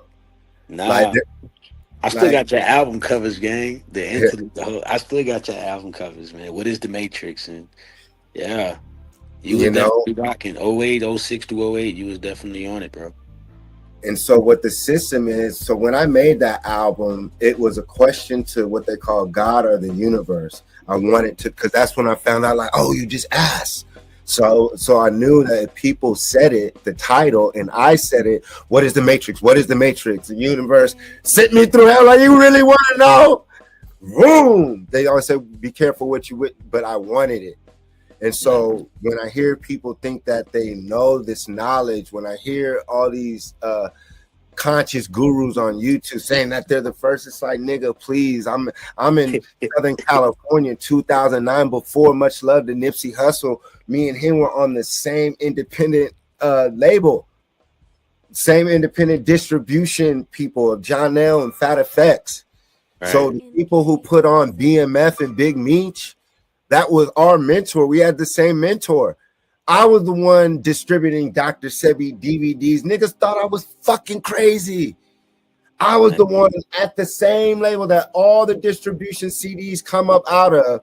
I'm the only one going around seeing every fucking celebrity you can think of. I'm allowed to kick it there because I'm cool with the owner. I'm talking about aliens. I'm telling people we're in a video game. The only person. And so when I started hearing other artists and seeing other artists copy me, when I started seeing Lil Wayne say he was an alien that superstarred in Space Jam, when I started seeing Tyga say he was the last pharaoh, Much Love to Nipsey when he said blue pill in the Matrix, black man is a genius, but he ain't got a platform to explain it. Right. Who in Southern California is talking about the Matrix but Jason or Elm Street? So I saw it. I saw it and I said, there it goes. I said, it's because rapper is Raw. And Raw was the singer or rapper because the rapper controls reality. Hence why they have J-Z. J is 10 and Z's the N. Hence why you got to go through Jason to really get it. Hova is the opposite of Jason. Hence why they give people Kanye West. They make Kanye West look like he's from California. That nigga's from Chicago. Who Chicago. the Yeah. fuck are you emulating? Kanye from Southern California. You're That's emulating me. Yeah, Kanye West emulates me. That whole flashing lights when he started doing that with the mushrooms on the cover, and he had the blue. I had these glasses, y'all. These glasses like this. I used to wear these, y'all. This nigga copied my whole fucking style. The mushroom, the flashing lights. What is that though? Why do people do that? Because they're do they devils, copy? and they signed to the devil. They signed to vampires and extraterrestrials. They show you in movies like Blade, and then Queen of the Dam with Aaliyah dealing with Lestat, who is a vampire. So they're showing you that in the entertainment industry, real vampires exist. Blood-sucking entities that eat babies, eat humans, drink blood exist.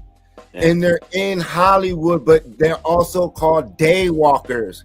They're daywalkers now. They've kidnapped enough of us, and they got a formula. That's why they were doing the adrenochrome and all that. It's so that they can walk amongst us. So the demons and the devils and the vampires are already daywalkers. They walk amongst us. So in the movie Sinners, when they showed you at the end that they were vampires and they controlled him, that was letting y'all know that all your entertainers are vampires. Yeah, like when you got the show. Yeah. Right. So when you see them with the Jesus piece, that's a vampire. When you used to see them with the tattoo on the face, I knew. So I was in Hollywood when all that started. So I knew that the face tattoos were they got bit, or they voluntarily were under a vampire or a different extraterrestrial. I started learning with restaurants they serve human meat and different meat. It's the symbols. So you might think it says hello or something, but if you look how they spell it, it'll show you that, oh, that's where the vampires go, and it's secret doors that go under. So a lot of your restaurants, your schools, your churches, they have back doors and entrances. Hence why in those James Bond movies and stuff, they show you secret doors. Now they call them escape rooms or whatever. So they have trap doors because there's another society, there's another hidden reality behind the door. Is that the reason why there's so many people now with face tattoos? It's just like overnight, everyone has copying. So when you saw Lil Wayne and Cassie, when Cassie shaved her head, I got video of her. You'll see her head was shaved. I said, oh, someone owns her. I didn't know it was Diddy. Wow. So when I found out about who was Nipsey, same thing with Nipsey. When I saw that Lauren London was on him, I was like, oh, they're going to kill him. Because I knew that he is signed to Atlantic. I knew the Jew, much less, I don't want to get into too much detail, but I knew the A&R who was around Eazy-E, Tupac, Biggie, all the dead rappers. And he became Nipsey's manager. I was like, they're gonna kill him. Oh, Elm Street, you tripping? Quit saying that. I was like, niggas, you can clearly see it. So I started seeing the plays. I started seeing how basically they get you to sign and they'll control you. So if you want to keep going further in Hollywood, you don't want to go back home to reality, to normal people who think that this shit is real. You got people who really believe in Jesus, my nigga. People believe in God. God is a word. God is spelled G-O-D. So when people say they believe in God, that's a word spell. And it binds you to a reality that someone who you don't know created, and they use a book called the Babel or the Bible as a spell-binding book to trap you in a fictitious reality. So if you happen to think you die, you can't graduate and you have to reincarnate here over and over. So what they want to do is, knowing that everyone reincarnates until you figure it out and escape, they are creating a future society where it's damn near impossible to escape. There already are no ancient libraries. They burnt them down. So the libraries we used to have, which are closed down pretty much now, they had dope books, but not compared to the Library of Alexander, the Olmec and Mayan books, all the Moorish books that were burnt down. So we already experienced a reset in our past lives with the Spanish Inquisition. They went around the world burning our libraries. And so that was memories of the past world. Then they got our technology and used it to burn down our cities, flood our cities. So what it does, it traps you here through terror and fear. So if you're a child born in the future, if we don't change it in this generation, they'll be trapped in hell. So United States will be literally the physical hell, and people will be born in there, and they'll reincarnate the bodies because they know how to work the spiritual realm. They'll have the Skynet over, so you can't leave. Your spirit can't leave. They already told you about how they use the moon to control things, and so basically the other lands that are not Americanized, like Burkina Faso, you see other nations fighting back against who? They try to say America. No, homie, it's one group. It's the racist white man. It's the racist European. And so now they're saying, oh, the black family, it's the royal black families. Oh, we're Indians. It's all the trap niggas here. Because 10 years ago, black people, by now, I bet you we would already exited out of America if it wasn't for the Black Indian movement. It would have already. Look, my family is rooted in Alabama and Jamaica. You know, my great grandmother, her great grandfather was from Alabama. I don't know any. I don't have any. Alabama. So there you go. We could break it down. Etymology. Alabama.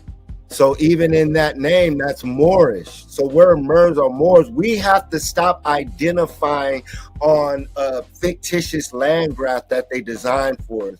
Anywhere you walk on the land, you are a royal person. You are Osiris. You are Haru. You are a son of Ra. You are a god. So it doesn't matter if you're in Asia, the Philippines. That's where you're from. You're from the all. Yeah. You can go anywhere and set up a civilization and live free. What is the culture? So that's like us saying that basically you can't have sex with a woman in another country and have a baby. I mean, what makes you get it? Because if you have sex with a woman in Japan and it's a son or daughter and they happen to stay there and 500 years from now they're still there, how did you know? You're a Moor. You travel the planet. We're supposed to be traveling. We would be traveling more if they didn't control our economics. Yeah. If they didn't control our minds to hate Africa, which is a word. Nah, can't hate the whole continent, man. Like, you know what I mean? Like, it's a big thing, you know? It's such a big thing. And why would we stay here in an abusive, before I pass it, so why would we stay here in an abusive relationship? Feel me? Like, it hasn't changed and it's getting worse. It's gotten worse. So how can it change, or should we? And that's why I said from the movies we see. So I'll change the slides. So in case you didn't read it, it said 1997 New York City is walled in as a maximum security prison. Breaking out is impossible. Breaking in is insane. So that would mean that the other countries would be trying to break in here to free some of us. Mm-hmm. Yeah. I have something I need to say though, because I see what his concern is. Okay. His concern is that he has family that he loves that are out, that live here. So if I hear someone say I need to leave, where's my family? What if they don't want to come with me? What if they can't? What if they don't have the means to? Like, how does that work? Well, shit, I went to a degree. Yeah, to a degree. I mean, more so to say, if we were to move, right? Where would we'd go to Africa? We'd just pick a random country and go to Africa. You know, we'll still deal with whatever treatment that the people deal with. We would come in as basically a second-class citizen, being that we're not indigenous to that land. So we would have He'll battle to a degree. I don't know if there's patriation, you know what I mean, anything going on where people in Africa say, hey, man, anybody in America, please come to Africa so we can come settle up. We're going to hook you up. We're going to make sure you're done right. I know people who have lived in Africa, 10 plus years, and their experiences there. It's pretty much similar to experiences in America.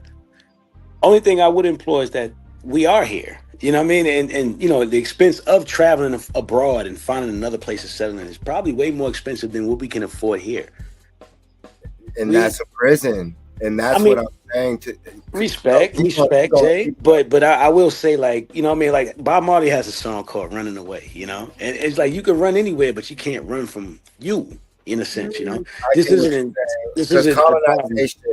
Like, because that's one thing I did say. I did not want to move to a country because I have been looking at Ghana, South Africa, Kenya, and I was telling the goddess, the empress, that either way it goes, there's going to have to be an uprising from the people against white colonialism and Christianity, and then eventually certain forms of Islam, because South Africa is supposed to be one of our strongholds, but they're dealing with the racist white folks out there. They got to take like you said last week. You had made a statement. It's like whether you're Christian or this, that, you're all running into the same. You're all running to the same destination, no matter what denomination or what sect that you belong to.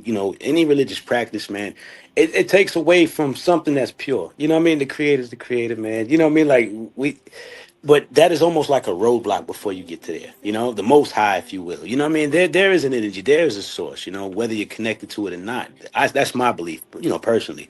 And I believe that religion to a certain degree stymies you from, attaining that, that connection to the source, So whether you worship in Jesus, whether you worship in, Allah, it really doesn't make a difference, man. They all derive into the same principles, and they pretty much lead you to the same destination. So I think as a whole that people need to just really go inside, if you will, really go inside, man, and ask yourself the questions that really, should be asked. And I guess, go and start there, man. Like, I went through a lot. I went through Catholic, we started out as Catholics growing up, and then from that to missionary Baptist, and then to that to, I didn't know what the hell to think, I got into the military, I went into, I tried to go to a service. The chaplain was like, hey man, at 10 o'clock, we're going to worship this. And then at 11 o'clock, we're going to worship this. And at 12 o'clock, we're going to worship this. So I was like, man, what is this shit about? It really had me confused, man. So to a point where, I lessened the confusion, and say simple is effective in a sense. I just said, look, man, I'm gonna figure this out for me, man. I'm not paying you time. How is that in the military? Then what's that? How is that? How is spirituality in the military? What was your experience with that? In a nutshell, is just like I explained it. You know what I mean? Like, they have service, but it's pretty much mechanical, if you will. You know what I'm saying? It's more like, it's very structured. You know what I'm saying? From 8 o'clock to 9 o'clock, we're gonna go Catholic. From 9 to 10, we're gonna go Allah. You know what I mean? We're gonna go with Muslim or Islam. From 11 to 12, if you're a Satanist, we're gonna preach out of your book. You know what I mean? Like, and it's very like catch-all almost, But still, over all of that, it's still, Jesus is the way. Amen. And it's, I'll say it like this, bro. Of us as a people, not really looking around the world, but us as a people, we really need to come out of that mentality. It's gotten us nowhere. It's put us in. Once we realize that we are they say the co-writers of this thing, we have a lot of influence in the way our world plays out, but we've not even given that the association. You know what I mean? We've not put ourselves to what our outcomes become. And that's a big thing, Like, we think in certain ways, we speak in certain ways, and all these things are detrimental to our everyday being. Every day. You know what I mean? We go out in the street, bitch ass nigga, hoe ass nigga, pussy ass nigga. These words that we use, These are all like almost spell casts, you know what I mean? Almost inflections that give certain identities that we assume. Like, I don't want to mess your name up, Dr. Lana? Oh, it's Lana. Or Lana? Empress. Like, Yeah, you have asked the question to Jason earlier, like, what makes people follow these things? And I honestly, the answer to that is, I believe it's almost a human response. It's emulation. Like, as kids, we come in null. We don't know how to eat other than from our mother's teeth. We don't walk. We process our own bowels at a certain point until we get to a certain age. But we learn behaviors all the way. You know, we learn where the hot is, where the cold is. We know when our mother's going away from us. We know when she's close. We learn how to chew. We learn how to sleep, to eat. Everything from some people ahead of us, in a sense. So emulation becomes a natural process of learning. So if you bombard us every day you bombard us with sonic pressure, or you giving us visual pressure that's telling us that we're this class, we're only as good as this, we don't think, we don't take care of this, we don't have this. All day this is a promotion and a projection to us. It's propaganda, but some people emulate that. You show them a scene, you give them Power book 1, 2, and 3, you give them the Book of Cain, you give them Sinners, you give them any fucking thing. They emulate what they identify with. So if all their life, all they know that this is what they are, then this is what they are. You understand what I'm saying? And that is the power. It's almost a hidden gem that we possess that we really don't know we possess. In all truth, all we got to do is think, man, I'm a god. I'm a king just like you, Jay. You know what I mean? I'm royalty. We put that promotion, we put that projection, daily affirmation. That becomes our being. That becomes that becomes our stick in this world. We got to get out of this. But, like I said, them people who detract us are well paid. Jason knows this. They give them millions. They let them borrow any diamond. They let them sit in any fucking car to make them think that they're influential. And then the influence that they promote is fuckery. It's simple. It's like, my booty hole is brown. My pussy. It's scary. That's scary business for young children. I watched the other day. I was watching the Take Me Through There video, and it almost made me throw up. You see a woman's. I love women. Don't get me wrong. I love the anatomy of a woman. I love the softness of a woman. But I'm watching visually the cues where they're showing this lady what you see a whole areola, nipples on hard, and then you flick the scene and there's 3 little children. Like, what the fuck are y'all trying to do to us? Yeah. Well, you see, that's what I said. They're trapping people in the Matrix hologram in the future, just like us. When we realize now that we're coming online and we're able to tap into a higher source and then disseminate good from evil, we're able to see what the colonizer taught us is bullshit. This is the purpose of coming up out of the education system that they taught us, because now it's teaching us how to use our minds again, to critically analyze, which they don't teach the future, because the 70 and 80-year-olds, they're done. So it's now, because the people who are 60 and 70, they're about to be 70 and 80. So it's the future. So just like they did with us, they programmed us to believe we came from Africa for most part in the school system. And now we're, like you're saying, we're breaking free from that. So it's proof that we can be programmed. That's why I compare us to robots. Like in the show Westworld. The show Westworld, the robots, one of them started thinking. She became conscious. And so basically she was getting killed every time by the elite in this elite world. And we're the robots. And so eventually she was like, damn, I'm being reincarnated every time. And so eventually she started faking it, that she was dead, and realizing it, and started spreading to the other robots. And the same thing happened. The other robots were like, what do you mean this is fake and I'm a robot and I've been programmed? And then enough robots started thinking for themselves, and then they tapped into the source, which is what I call Mu.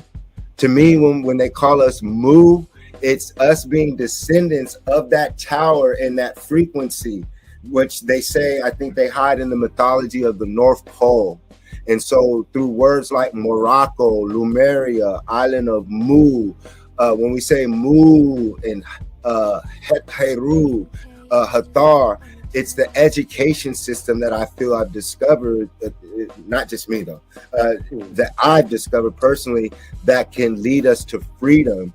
And through those glyphs that we see in Mesoamerica, the ones we find out here, it's showing us that we're in a maze, like a labyrinth. And the way to get out is the mind, and the education system that we laced for these days is ancient Kemet, which we call ancient Egypt.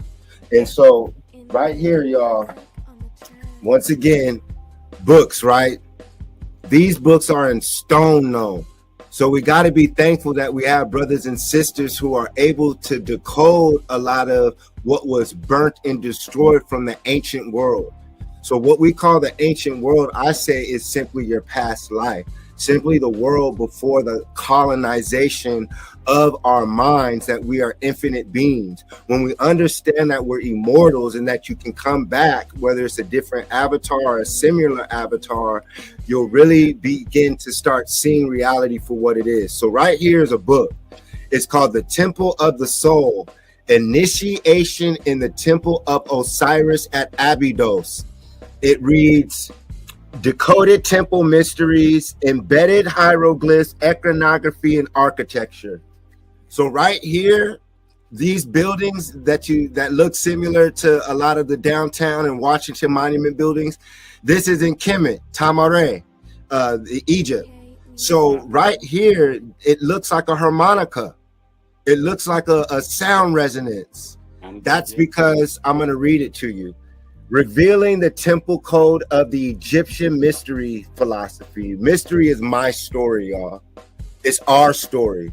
So the Egyptian mysteries is the knowledge of you, the knowledge of our education system before they forced Jesus, God, modern day colonization of our minds on our lands. So right here, the Egyptian mysteries embedded in the temple hieroglyphs. So right now they're telling us that within the temples are living within the stones still to this day. So the mystic iconography with trilinear decipherment method. And so right here, it's showing you that all throughout Kemet, what they try to make us just focus on the pyramid, it's also the temples. So I'm gonna open this up real quick so y'all can see something like the Arc de Triomphe in France. They say it's like a magnet almost. It generates off the vibration of the people in the city.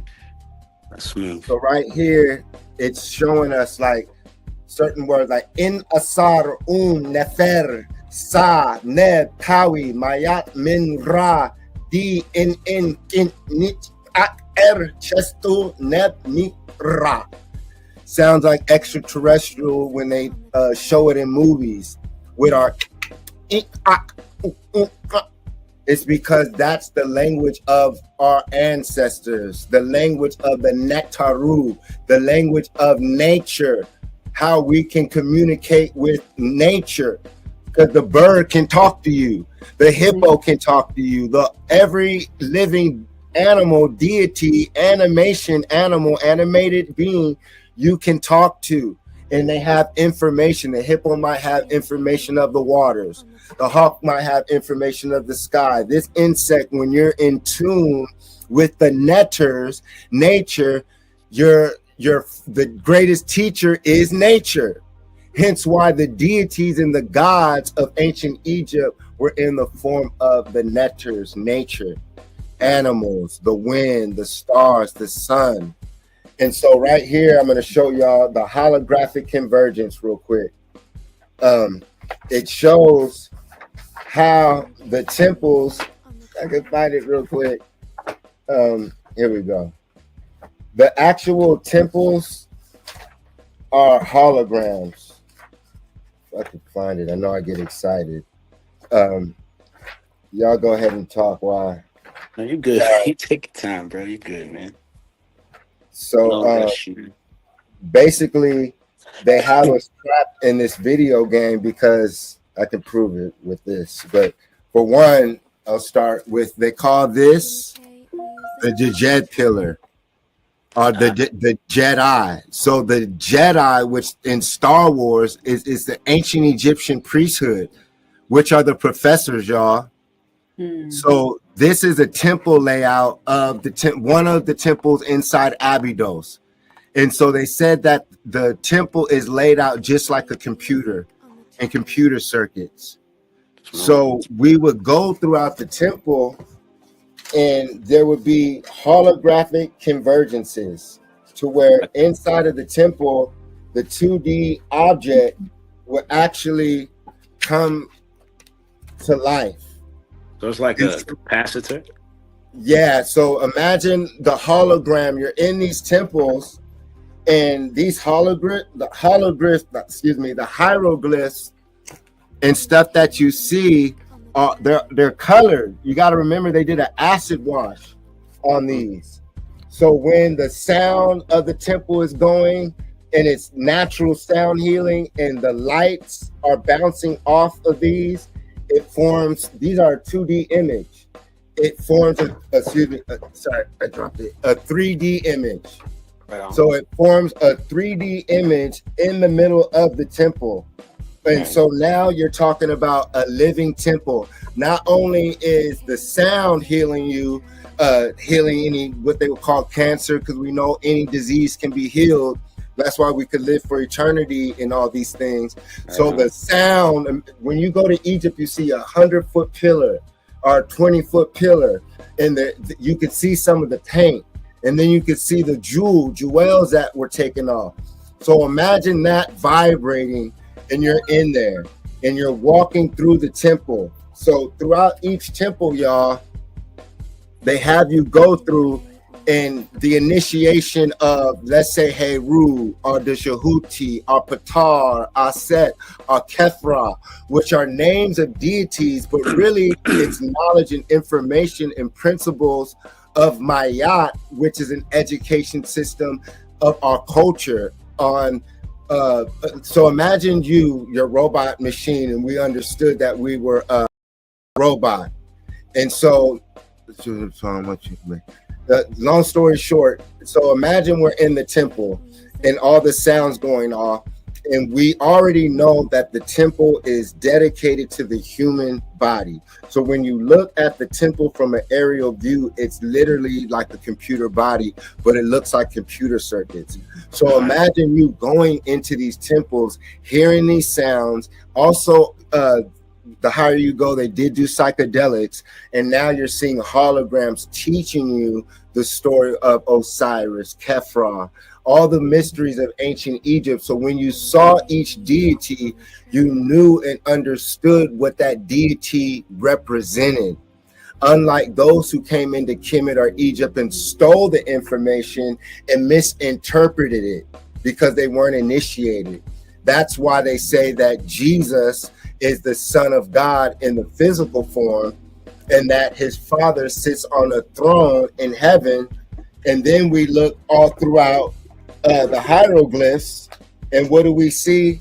We see our ancestors sitting on thrones like this, sitting on thrones in the heavens.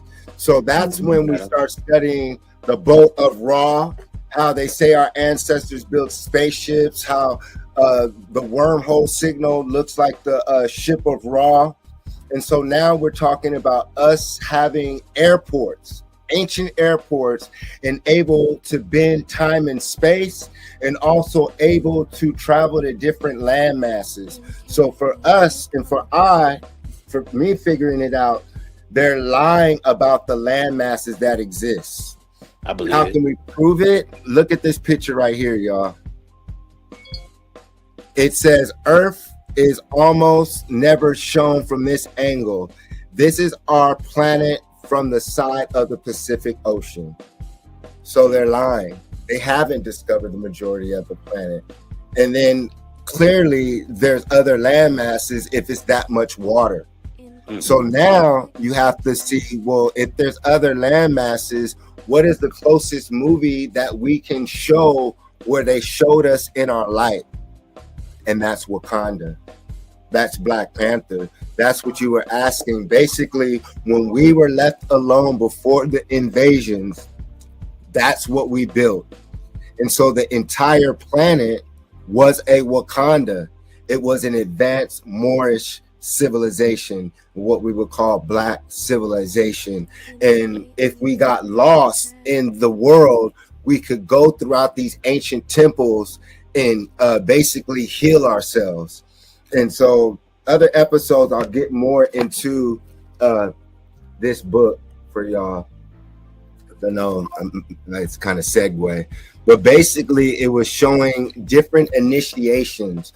So we go inside of these temples and we just be like, oh, nice, look what they built. we have to learn the education system of what we laced and what we created before they shut that down. And so that's why it's imperative for us to travel to Egypt, Tamaray, and travel out of the United States, because a lot of the stuff is locked down already.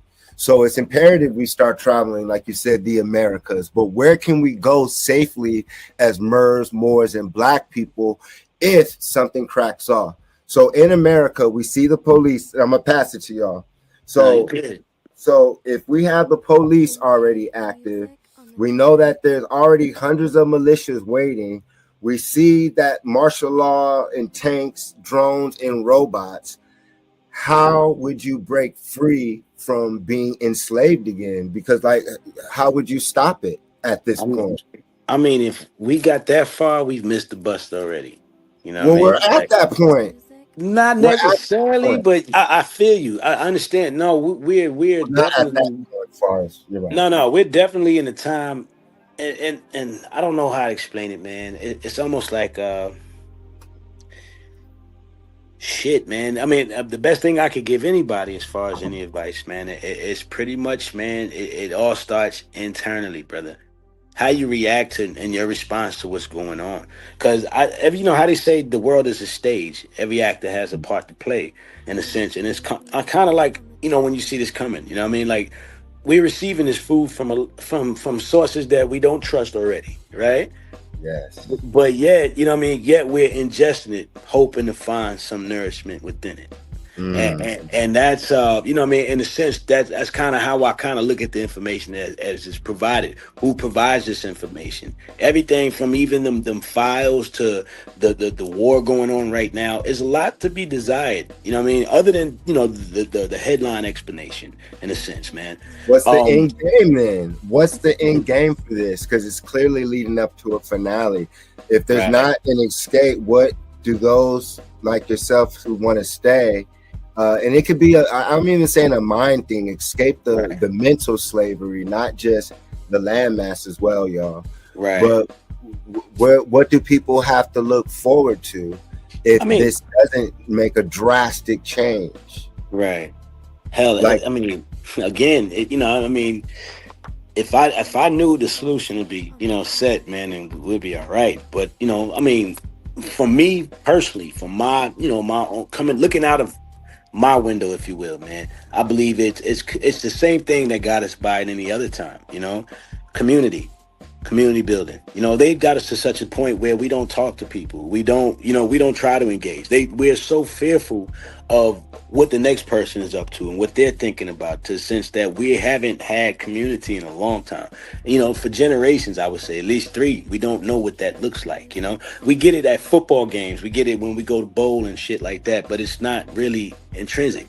Bartering. The money is going to be shot, bro. I'm just telling people, you know, everybody's chasing the bag. They got kids throwing this shit up on their head, acting like they're calling people and stuff like that. But the truth of the matter is, man, no effort requires $1, man. So if $1 crashes, you know, what do? You get close to the sources, you know, water, you know, I mean, you know, food, like, you know, those are the things that we need to lock in on. How do we keep things going when things are suspended? Because that's the only way that we kind of get by it, you know. I don't think they're gonna nuke everybody. I don't believe that shit, bro. I believe there will be you know, damages, you know, to you know, infrastructure and personnel, because they don't give a shit about people. But overall, I don't think nobody's ready for a wipeout.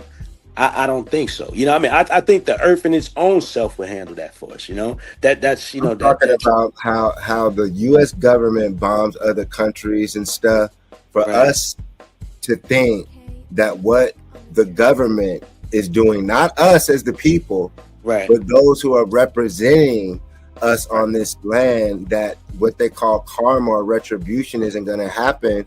This is what we would call the devil's land, the Satan's land. This used to be so-called God's country, Ra's country, Amorica, because we're the creators of the civilization and sciences.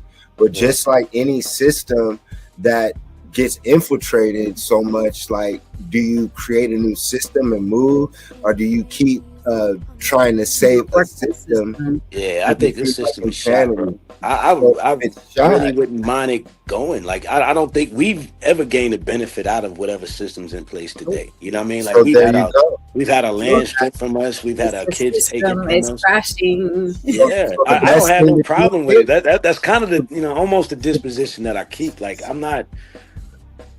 It's not my fault that they're dropping bombs with each other. You understand? I do have a personal stake in it all, but at the same rate, like, I would hope that whoever would come to, I would say, bring their drama here on our soil would find the people that's worth bringing it to. I But don't we're own a not the tank. problem. Go ahead. Exactly. I don't own So- a tank. I don't drive a plane. I have But no. do I'm the not in the terrorists military. care? And that's what I feel is happening. I feel that the so-called bad people, terrorists who want to get at the so-called Donald Trumps, the racist so-called white people, and they know that the so-called Murs, the sons of Ra, the so-called sons of God, us as black people have been enslaved, have been tortured, and you see how we've changed as a people. I feel that they're saying we're giving you guys time to get out because we're going to attack these fools. They done bomb children. They done poison. They're poisoning the rest of the world, and their epicenter is coming out of America. You Moors and children of God can go anywhere and create civilization. You can get it popping anywhere, especially if you leave this area with the mind state of knowing what they did to us. And so we wouldn't go to Africa or these other lands with a nigger mentality. We would lead as the American gods. And that's what I'm trying to link it all to with the episode, is that in ancient times, the American gods were the future gods. And so in Atlantis, in ancient America, the ancient gods left. And we spread those teachings of higher knowledge. We brought technology, new farm, all over the world. And I would only ask, like, where to go. Like, you know what I mean? Like, where would be that place that would say that promised land, if you will? Where would be that spot that we would end up in prosper? That's outside. you know, I'll tell people outside of America, when I went to Africa, it's that's a land where we're outside of, they'll say Brazil and stuff. And yes, we're everywhere, but a land where we're the majority and we already have leaders, where we already have leaders basically wanting liberation. Like when I speak to the Africans in Ghana, Kenya, they want us to come on the knowledge. It's like we're the American gods. But also when they have the mentality to where they want change, this is the superpowers coming together. This is when we start building with, because basically what I see is that the rest of the world is waiting for the American gods, the so-called black gods, to either wake up or leave. So since it seems that people are so conscious on the internet with the black Indian, we Indian, I haven't seen any change though. I haven't seen any land. I have a virtual reality. I mean, I don't know how long that's been a thing for you, man, but it's been evident for a long time. I affirm 110,000%. I know people I grew up with in New York who are actually descendants from Africa. They got people, you know, they dressed a certain way when it came time. They ate certain foods that we didn't eat, and it's all good, you know what I mean? But I think overall we're all this, you know. We're all the same, gang. It don't matter. They're what they call the Nagas in Japan. You know what I mean? Like they were black. You know what I mean? Like the Olmecs. Like we were every damn where. If they accept us in Asia, Angkor Wat, Buddha, anywhere we go, that's what I'm saying. We can go. You can go to Thailand, but as far as building a massive nation powerhouse where I feel there would be more safety for the future and for our women and children outside of what they have planned for America, I would say go ahead, brother. Well, I said what? Go ahead. No, I said Bob Marley got another song called "Crazy Ballhead," bro. He is mixed. Bob Marley was an Asian. You know what I mean? Bob Marley was an Asian. That's why they still talking that Rastafari. I believe that too. I mean, everybody was an Asian, gang, and that's the whole thing that I become to learn in the last few years. Even like down to Marcus Garvey, everybody got hijacked to a certain degree. Their agenda got financed by somebody who had a different agenda, if you will. And that's the scary part, because that's the only education that they've given us. You understand? So that really makes things very murky when you try to find your way out of this thing. You know what I mean? Like, I knew when I remember when Kwanzaa became a thing, bro. There was no Kwanzaa. I was alive when Kwanzaa first had his first birthday. You know what I mean? Like, type shit like that. And all to come to find out that shit was an operation. Like, come on, man. But yet to this day, I would, even my mother would post the thing, Happy Kwanzaa. I'm like, man, cut that shit out. You know what I mean? But it's the miseducation, if you will, that keeps us on the ends. And then there's so many small pockets of people who have the right knowledge, if you will. And it's not really the right knowledge. It's just the knowledge that you're willing to accept that forces a change within you to conditionally come out of the shit that's keeping you in. You know what I mean? And that's why I don't know how to say it, man. I don't knock anybody for their road to choose, man, because the road is long for a lot of us, Some of us come to certain conclusions, and it takes later in life. It takes a lot of experience. It takes a lot of ass whipping by this world and this universe for them to get it. And then some people get it without even having to go through that pressure. So I always keep that principle when I meet people. It's in your own time, however way you come about it, you will come about it. But if I can plant a seed to tell you that there's something there, whether you reject it or not, you know what I mean? I've done my part in a sense, and I don't really have much of a part to give. I just try to part what I have because I know it helps me, and that's all. I love it. Let's see. Let me keep you in the pause. Let's be in the pause. There you go. As we start, I know Empress wanted to say something too, but as we switch, as we start eventually closing it out, but we got a few more slides, y'all. What do you guys feel since the announcement? Like I say, this is the end of the script. This is the end of the movie before the new world comes, another one. What do you guys feel about these missing scientists and that the government registers aliens? God go! After Trump vows to release UFO files, we see that Steven Spielberg this summer is coming out with the release saying that we're not alone. And then even in their Bible and Quran, they're talking about extraterrestrial involvement. So clearly, even when you watch the conspiracy channels with the Christians, now they're talking about aliens and monsters in the Bible. What do you feel with aliens? And then the comets, Empress Ella knew. Like I was saying, I feel that those are crafts landing, and it reminded me of the show Alien Nation. Did you guys ever watch this show or movie? Yeah, as a kid. With the cops, the two cops. One was an alien, one was a human. I wasn't allowed to watch that. Yeah, I remember it. I remember like the head. I was like, the head was shaped crazy. It was always crazy to me, but I do remember it. Yeah, I liked those movies. I as a Christian wasn't allowed to watch them. Wow. Okay. I know. I dig it, man. Trust me. Yeah. I was in the same bag. Once I got hold of my own TV and my own cable, I was on Sci-Fi watching all that stuff. Right on. But yeah, I remember. What have you guys been looking at the comments and everything lately? I know that they said April 2nd is supposed to be like a big meteor shower, but do you think that the April 2026 will bring something extraordinary? 2 comets in the sky at the same time will be visible, a rare cosmic moment many people have never experienced. Did you guys pay attention to the 3-eye atlas? What do you feel about everyone saying that they're seeing comets more than ever now? People, I have seen these comments. Remember, we were on the phone. I was driving from the gym. We were on the phone talking, and it just shot across the sky and went boom. And I was like, Jason, oh my God, this comet just shot across the sky. And you were like, because we're magical.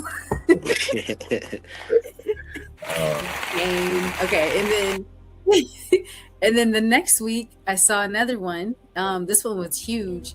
I saw a total of 4, one each week. That's just been, those suckers are flying across the sky and exploding. I think I even had one in Paris. It was on a Thursday night, and it hit a telephone pole and it exploded. I thought it was fireworks. and I think somebody's car, I think it might have messed up their car, but I felt the vibration of the explosion from it hitting. It made my car vibrate. And I was like, what the heck was that? So then, of course, they're reporting all of these meteor showers that are happening right now. Very unusual. Never seen this before, I must say.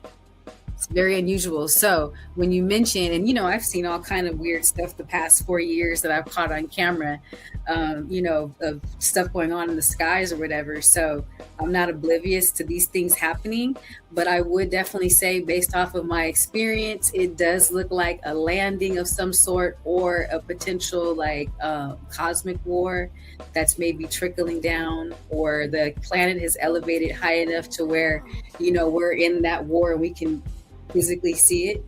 So who knows? What do you think, brother? The Buck Juice? I haven't seen any. I haven't. I mean, really. Because you're in Texas right now, huh? Yeah, Oh, and they wow. kind of have like a blanket over us, man, out here, bro. Like, I don't know. It's like, it's a weird ass thing out here, man, in Texas with the weather and stuff. We'll have a clear sky, and the next we have a blanket of clouds, and it's been like that for a while, But I know it affects a lot of people's sinuses around here, man. But as far as like eclipses and meteor showers, anytime we get notifications for them, man, I'm sure. I haven't personally, but I know I have sinus issues. I'm always at the VA trying to get that rectified. But no, they definitely, like I said, we don't see them. Most times we don't, And I work out where it's like pitch black, like I'm in the mountains sometimes. I'm in the hills, And you'll see stars, but like I haven't seen any asteroids, anything lately. And as far as 3-Eye Atlas, I don't really know much about it. So I really don't really have a horse in this race. So I'll switch it up. But for brothers with the ADHD frequency, for I tapping in, I felt that it's those what they call the star seeds, those who were mislabeled with ADHD, who really had it, not the folks who are claiming it now. Like it's cool, they show that there's different waves of the brain, delta waves, deep sleep, healing, meditation, pain relief. Have you heard about them locking those kids up and like how the CPS would take children? They're taking kids with ADHD and stuff like that. Not even ADHD, but like autism, mainly specifically autism. I mean, I'll have to do a little bit more research on it. But I talk about it every now and then. They talk about strange things, and you hear a lot of conspiracy theories talking about the Jason Society, MK Ultra, and all that. It's because it's true. The kids with who were labeled ADHD in the 80s, and particularly black boys who were labeled ADHD, who had a so-called European teacher who, you got to remember, if you go to college, the white girls become sororities. The majority of top white girls join sororities in college. So they know who you are. They practice witchcraft. So when they become teachers, they already belong to these societies, or they're raised, racism. We forget that how racist it was up until hip hop. So imagine a little black boy who they know is an alien and has answers. I'm talking about myself answering stuff like, how do you know that? Like, what do you mean? And you get punished. Are you finishing your work faster than everyone? You get bored and you're walking around. Are you dozing off? Oh, he's somewhere else. Fool. Shoot you up with somewhere else. Right. And I call it now the raw frequency, the God frequency. It's that I'm born on a different dimension of frequency, which is what they would call the ancient priests, the shaman, those who are born with a direct connection to what they call the most high frequency. And so, source. Right, tapped in, born. And so when someone who is a vampire, who is not of our culture, and knows who you are, and their mission is for you to never wake up, that's how they attack you. That's when they give you the Ritalin. So they fed me Ritalin the moment I started being taught by so-called white people. Yeah, they tried. My mother wouldn't. And then they would connect my brain at the Drake Institute. It's called the Drake Institute, UCLA.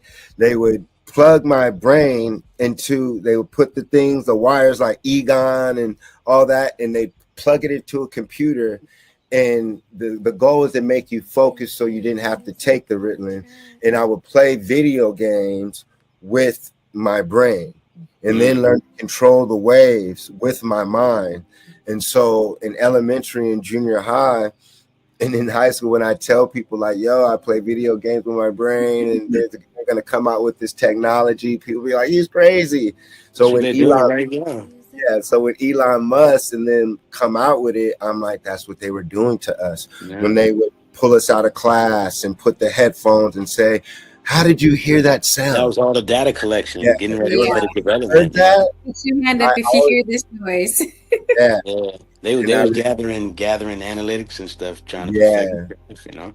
So what they did is they put the gifted kids, they'll either put you in GATE, the advanced classes, or they'll put you on Ritalin.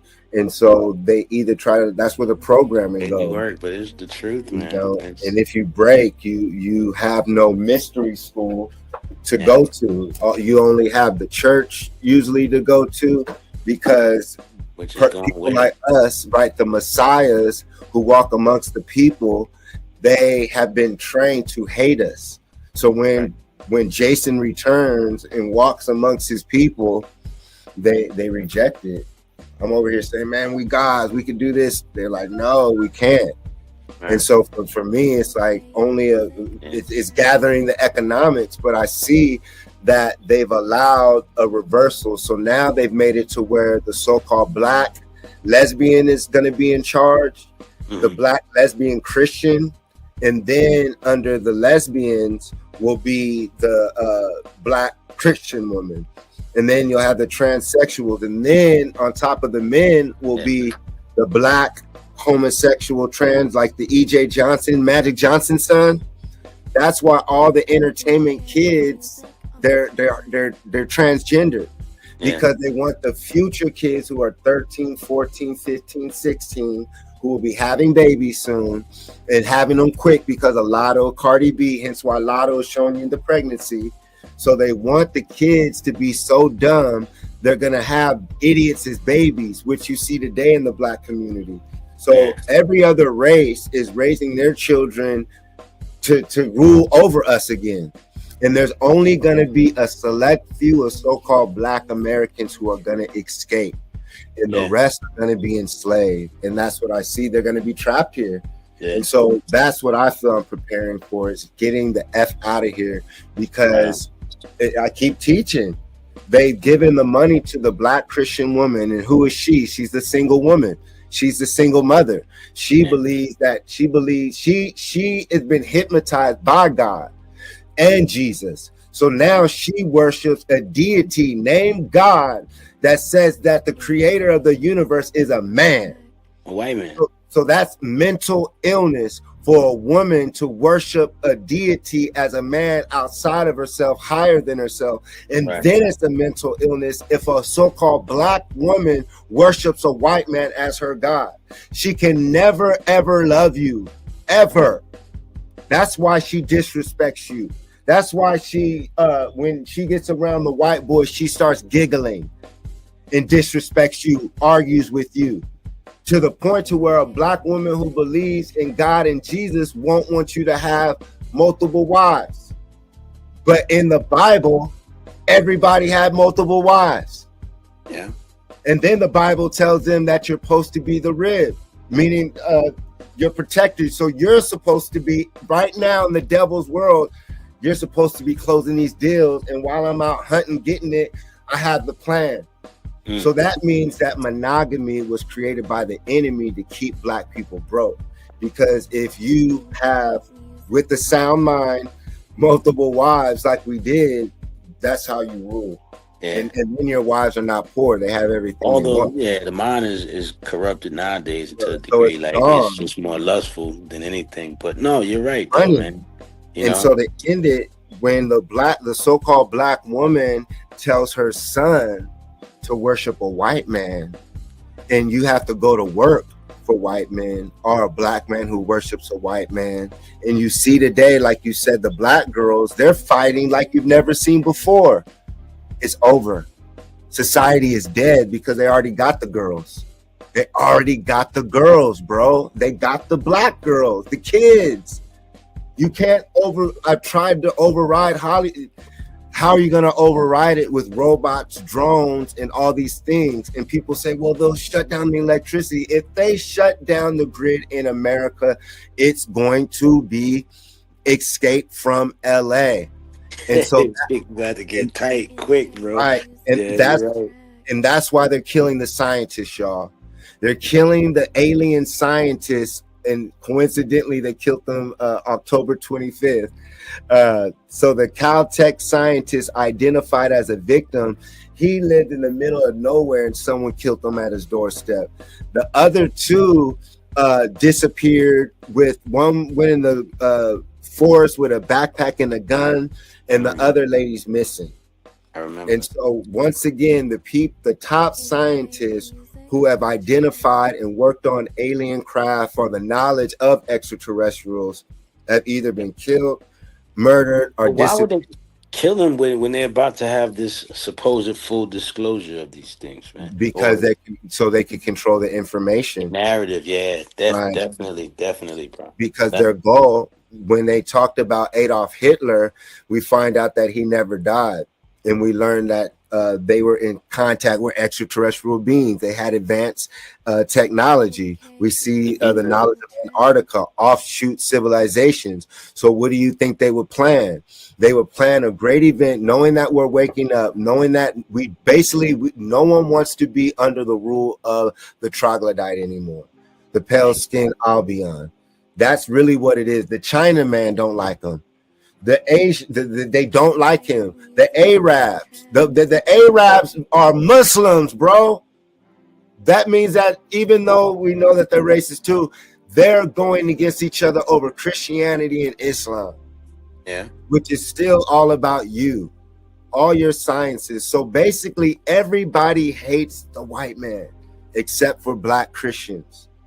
Everybody on the planet hates because they worship that picture, man. There you go. So what happens when over 100,000, let's say 144,000, or let's say 200,000 so-called black Americans say out loud, we don't believe in their God anymore. We don't believe in Jesus. What it does, it shuts down their electrical grid of collective consciousness, and it shuts down their history. It literally erases their fictitious timeline, like we talk about the Mandela effect, or the movie Back to the Future, or the movie Butterfly Effect. One change in history changes the timeline. So when you find out that there's no such thing as Jesus Christ as being your Lord and Savior, you go searching for something, and the truth is within. And so outside of yourself, you can find yourself everywhere. You can go to Asia and you can find Sambo, which is the original black god. You can go to Mexico and find yourself. You can go to Africa and find yourself. So why would you continue to help a group of racist people who use the image of Jesus, the image of a white man, and the word God? And so they use the word God, they use the word Jesus to murder us. And so when they murdered and raped our women, they said in the name of Jesus. And so that, and so what this book says is word magic, the powerful occult definition of words. And words create worlds. So when they murdered us, when they murdered the Moors, they burnt down the cities, they burnt down the libraries, which was proof of you in rulership as God. And so when you will wake up to this dream world or plug in, you could travel anywhere. And if you ever got lost in matter, you could go to any temple around the world, go in, heal yourself, see yourself, and get back to learning and experience as an immortal being. But time is up. We've had enough time to experience as aliens in this dream as scientists, because once you start realizing that you're here to experience and to get people out, that's why Martin Luther King said he feared that he had led his people into a burning house, because he did. and that house is about to collapse. So that's why people are hearing ringing in their ears, is because they're trying to block the signals from the mothership that is going to tell you where to go. Hence why you hear people say, oh, I have discernment with God and Jesus. But did God tell you to continue this fuck shit? If God loves you, when does it stop? So was it God's plan for kids to get eaten? Was it God's plan for black girls to get raped in these cities underground and they clone them? Is that part of God's plan? Or have you been served a program to really worship the devil? And that's what the society is.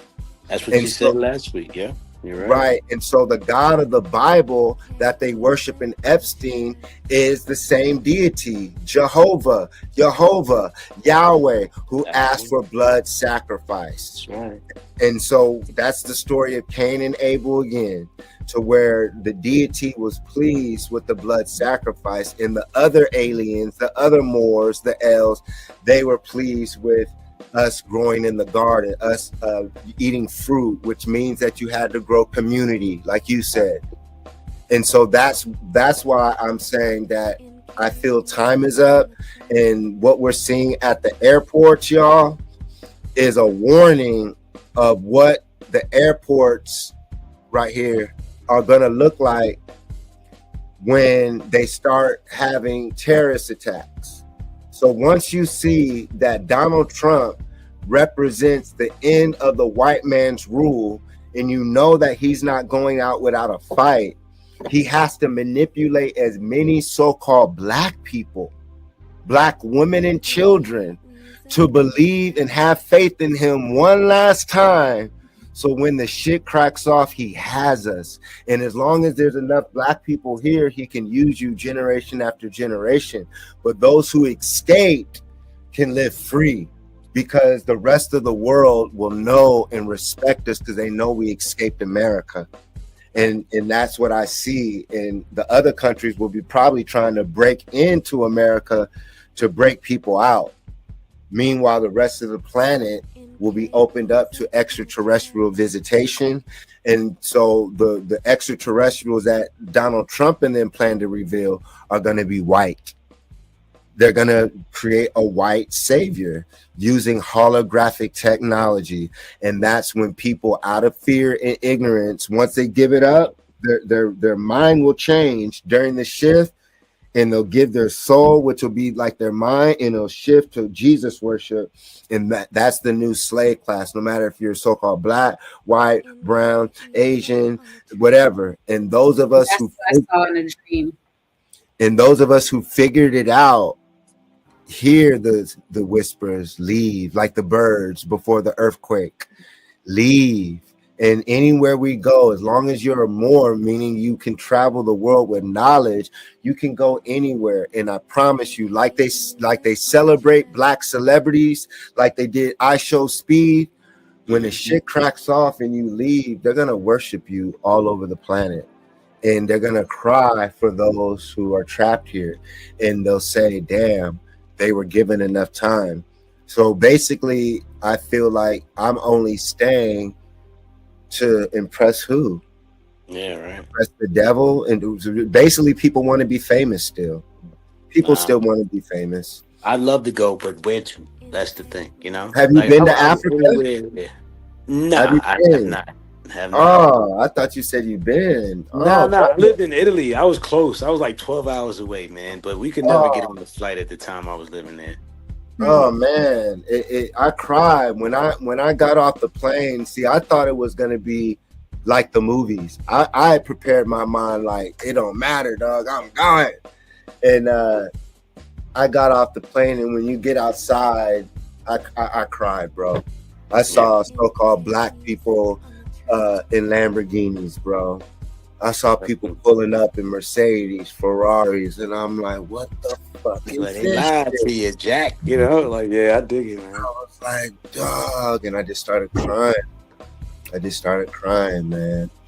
And just the stars at night, brother, is unreal. I didn't know that there's that many stars in the sky. It filled up the sky. There's so many stars. Yeah. So when I was out there, outside of the racist bullshit, I was treated as a god.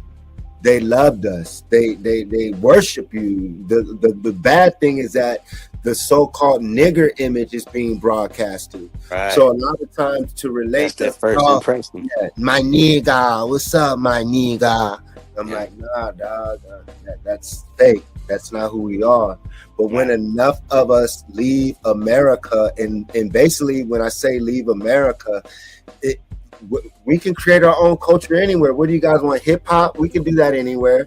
Beautiful women, that's anywhere. We can get clean water in Africa. We could build buildings. Like, What go about there. handsome fellas? Like, it's cracking anywhere we go. All you have to do is leave the nigger shit out. Don't go stealing from your brother. Don't go trying to rob your brother. Like, what's the hard shit? You know what I'm saying? All the mineral, there's so much wealth in Africa that they're waiting for us. They're waiting for us. And that's how we become the wealthiest people on the planet, because we are the wealthiest people under Ra, under the sun. And there's an education system. We can go anywhere and create businesses, economics, wherever we go with our innovative ideas as Amarucans or Americans. So why stick here when you know that they're planning to create AI to take the jobs? And you hear people, oh, not for us, nigga, please.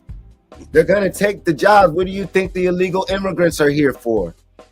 So they can rule over you. And so this is why I say the alternative outside of, I would say, I thought Mexico, but it's so much racism in Latin America, it's not going to be safe. So that's why I'm saying is that I feel that Black so-called Americans, African Americans are Moorish Americans. When we leave and we have a plan, let's say you and I, Judah, there's 20 of us, 20 of Empress Ella News, and we had different businesses that we know when we move, wherever we go, we could thrive. What else do you need? What would stop us? Yeah, no, definitely. I agree. But And that's what I experienced in Africa. My bad. I don't know. No, go ahead. It was a love that I never experienced in my life outside of going to Louisiana as a kid and growing up. So being loved by your people, it broke the stereotype. When I would ask them, I said, they say that you don't like us. They'd be like, no, brother, we love you. Come back.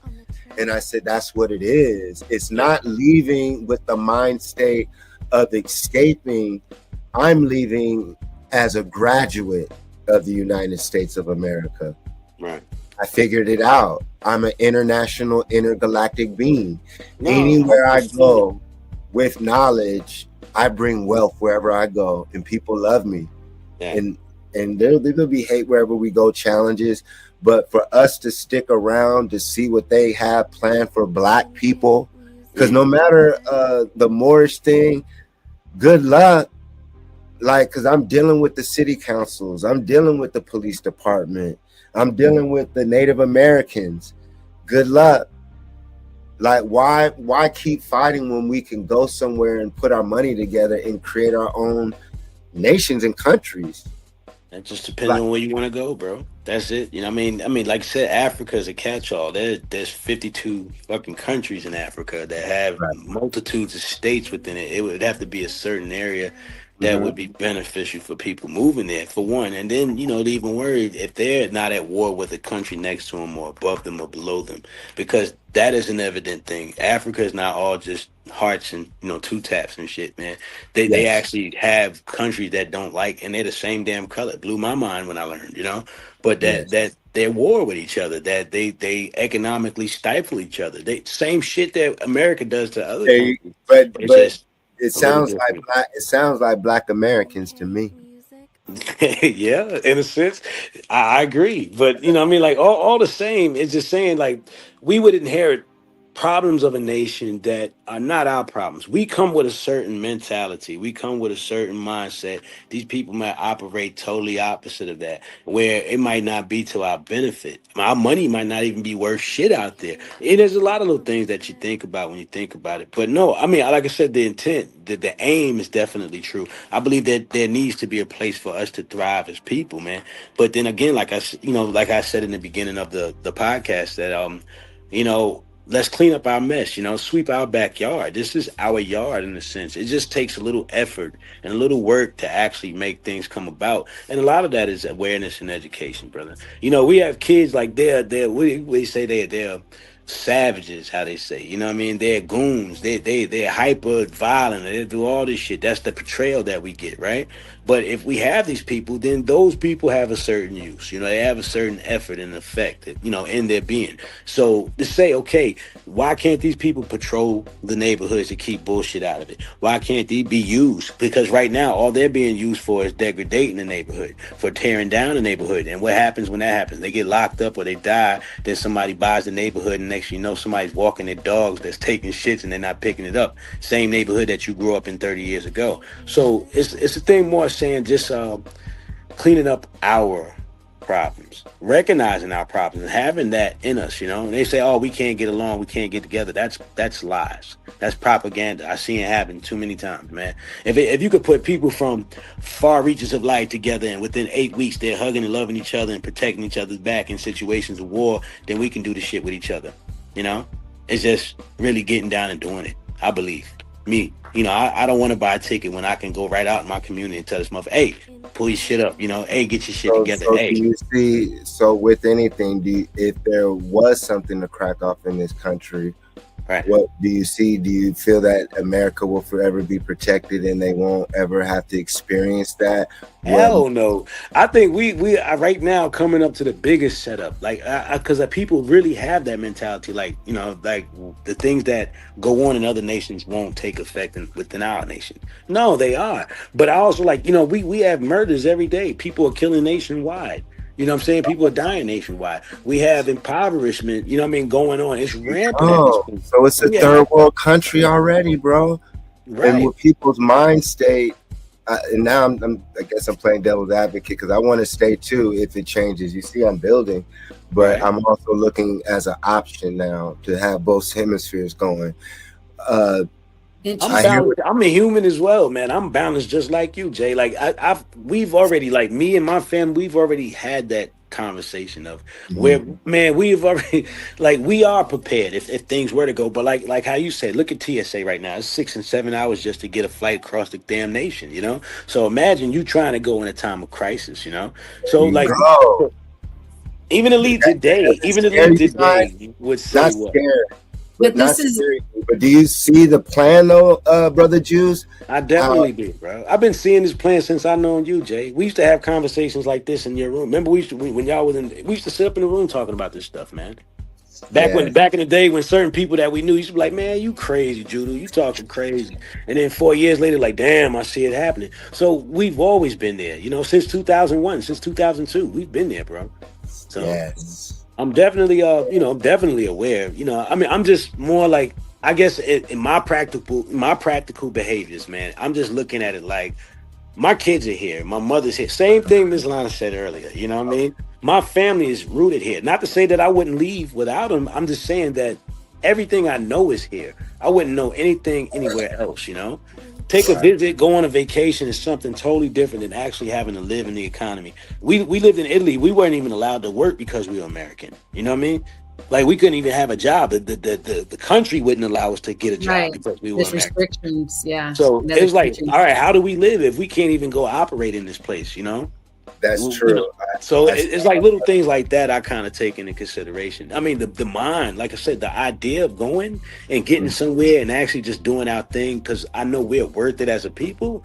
Man, I'm 150% behind that shit. You know what I'm saying? But like I said, all of the logistics need to be sorted out. Where do we go? How do we make it happen? I was thinking about owning a damn pineapple farm in Guam. For the last 20 years, that's been my imagination. So, it's just things like that, man. Where do we become effective in this world? Because this whole shit is our shit, if you ask me. It's just where we plant our seeds, man. You know? I feel that's what it takes is international entrepreneurship for us to connect with our brothers and sisters on the continent to increase our wealth, because the trading is basically like you were saying, trading. When I was in Africa and I was talking to them, I was like, this is how it's done. All the other nations have ports. China has a port. Europeans have a port at the Long Beach San Pedro docks. Where are the African American ports? Where are the imports coming in from Africa to where we can sell in our American communities to build wealth? How outside of sports in the circus are so-called Black Americans gonna build wealth in a new AI economy? It's like how in the contracting business goes, you know, when a contract is up for a certain company, you know, they have to transition. And most times the workers, you know, if you will, put in the position of us, okay, they continue to work, but the higher ups get taken out. In a sense, the people who control the operation, who run the contract, they get removed by the new people who assume the contract. So in the same sense, the NBA, movies, anything. You look behind the curtain. You look behind. Who are the orchestrators? Who are the owners? Who are the people who say this is the go ahead that we're going to go ahead with when we give this out to the public? This is what we want the projection of these people to become. Those are the people who need a new job. If you ask me, you know, they need a new job because they're doing a bad job right now. They're tearing the world up with this job. I'm just saying, the contract needs to be redeemed by someone who actually come and perform the job and actually make it happen. And that's where I'll leave it. We got to look at who's running things in a sense, you know, and then at that point, that becomes the focus of change. Because that's where it starts at. You know, like I said earlier, it took us 50 years to get to this point to where we hate each other, where we can go out in the street and call us these names that we call each other, that we can go out and have the considerations that we keep for each other. And that ain't all of us, bro. Trust me that. I've been in many rooms, brother, and that ain't all of us. You know, they got some people who are ready for this work, that are ready to get things right, that see the problem and want solution from it, you know? It's just their voices are quiet, you know? And which ain't a bad thing either, because it seems like when you're out, you get stamped out. But it's all about motion. It's all about when and how you do it. You know, like Jill Scott said, you know, revolutions don't happen online. They happen in the dark with a lot of smoke. Like, you don't know what's coming until it happens. So that's something to adopt, you know? And as we close it, start closing, I wanted to play this, brother. Hopefully the sister doesn't flag it. Sister Slauson girl. I don't know if this was her direct interview, but she interviewed a up-and-coming brother named Snoopy Badass, who's on Death Row's new label, or Snoop Dogg's. Don't quote me on that, but I think he was on Death Row. But long story short, he broke down some interesting quotes when it came to Los Angeles and how I feel with this place being haunted. And once again, for me, yeah, I feel that one day soon, might be a few years, that the frequency's gonna emerge, and the so-called people you thought were dead and beings that you thought were gone are actually still here vibrating. And I think most people, that's when they'll flip out. I don't know if they're just gonna do that in this country though. That's what I'm thinking. So we'll see. But I'm gonna play this video and tell me what y'all think. I keep saying Los Angeles is the city of angels. It is the city of angels, but it's the city of the fallen angels, bro. It ain't nothing but evil energy in LA. It ain't nothing but people that the souls of people that had died tragic deaths still walking around there. You know what I'm saying? And when there's a lot of negative energy like that, you feel me? It creates a lot of like misunderstanding, betrayal, disloyalty, and it just people don't understand this. Los Angeles is haunted, bro. Where do y'all think these souls went? These evil gangbanging souls that was murdered on the streets that don't even know they get. Where do you think they at? Southern California is haunted, bro.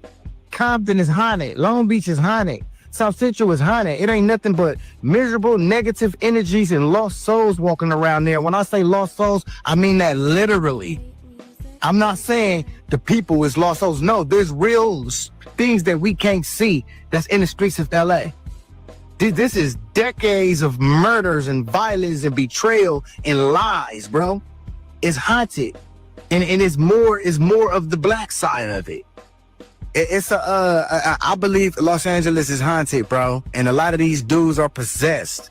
You know what I'm saying? I believe there's literally lost souls when walking around LA, lost people that ain't got cute. As far as I know, my father could be one of them, because he died a brutal death in the streets of Los Angeles off of 35th and Western.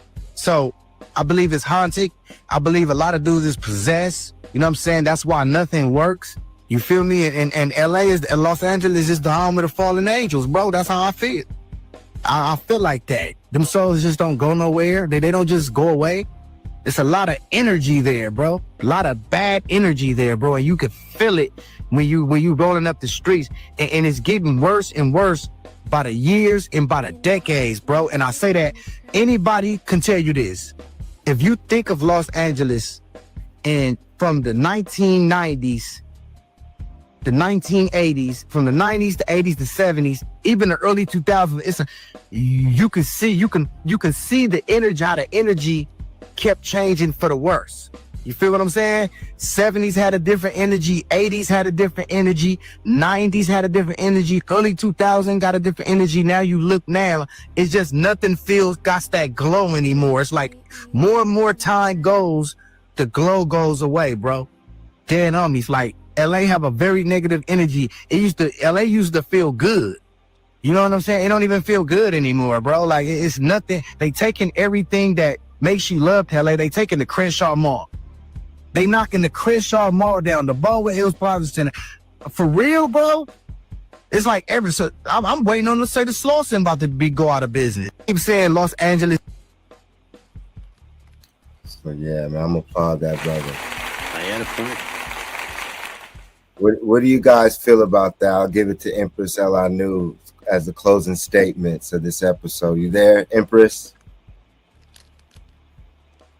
I'm here. I think he thinks that LA is haunted. That's how he feels about it. Are you laughing? Yeah, I mean, it makes sense now that I think about it. I mean, I'm born and raised California, born in LA, and you don't think about it until, as I got older, I started seeing things for what they are.